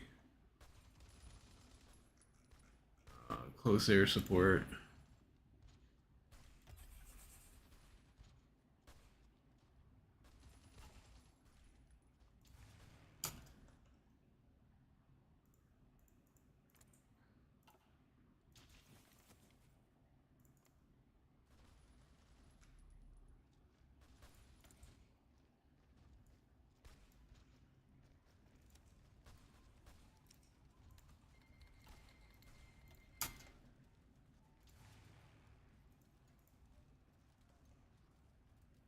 I don't know if I'll have range.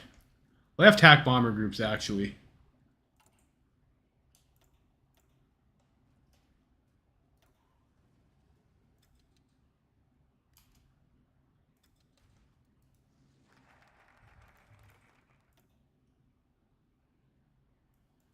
We can get some dockyards. So maybe we want to do that.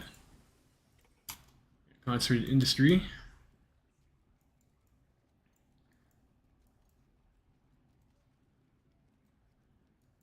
Hmm.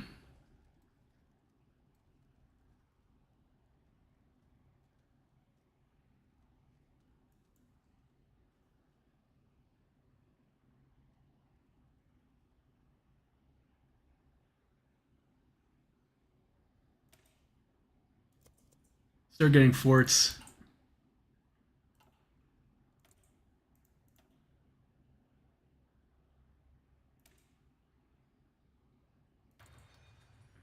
Those tax are pretty cheap anyways. Get a lot of researchers, Germany.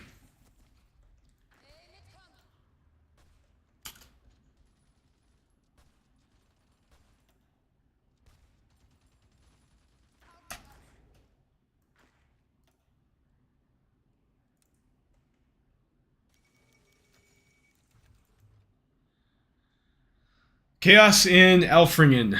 For weeks now, tensions have been skyrocketing on the Franco-German border as Army Populaire underwent military exercises in Franche-Comté.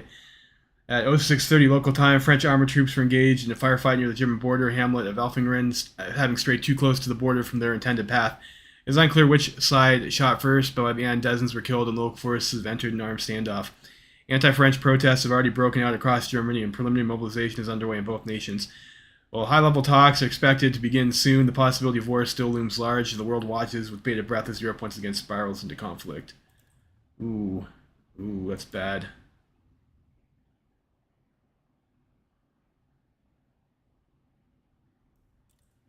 Demand an official apology. Ooh. Let's get those guys train.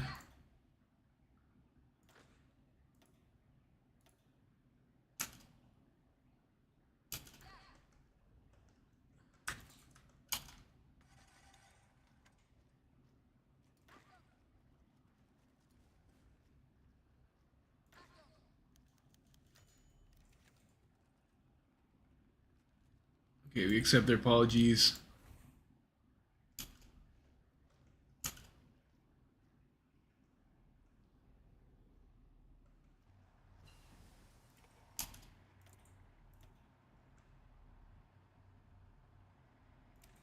We have the improved medium howitzer, even if we get that. He's might as well start that, it's fine.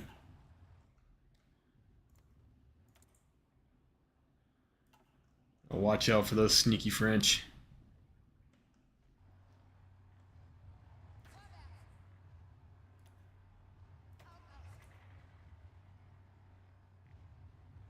No, I need you to go back here.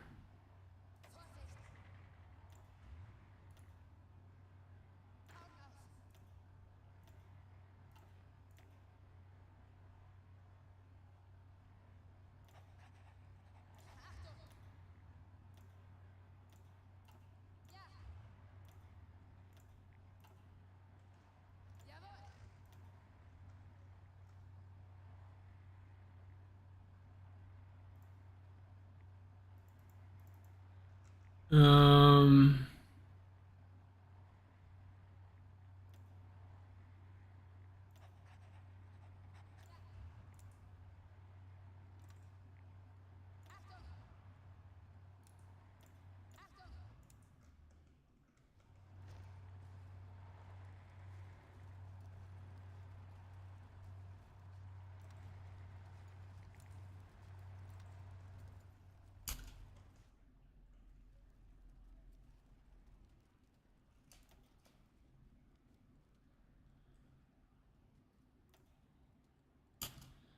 you have available planes in reserve. I need to build more air bases.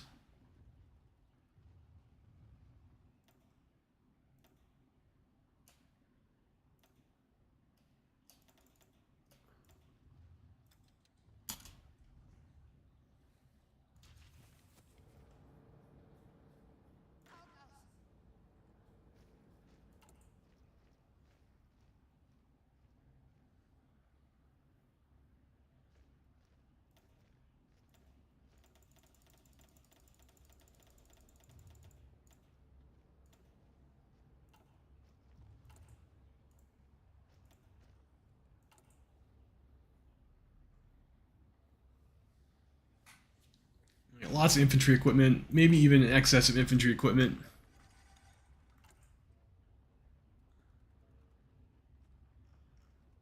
We'll be done our rails soon, so we can go back to building military factories.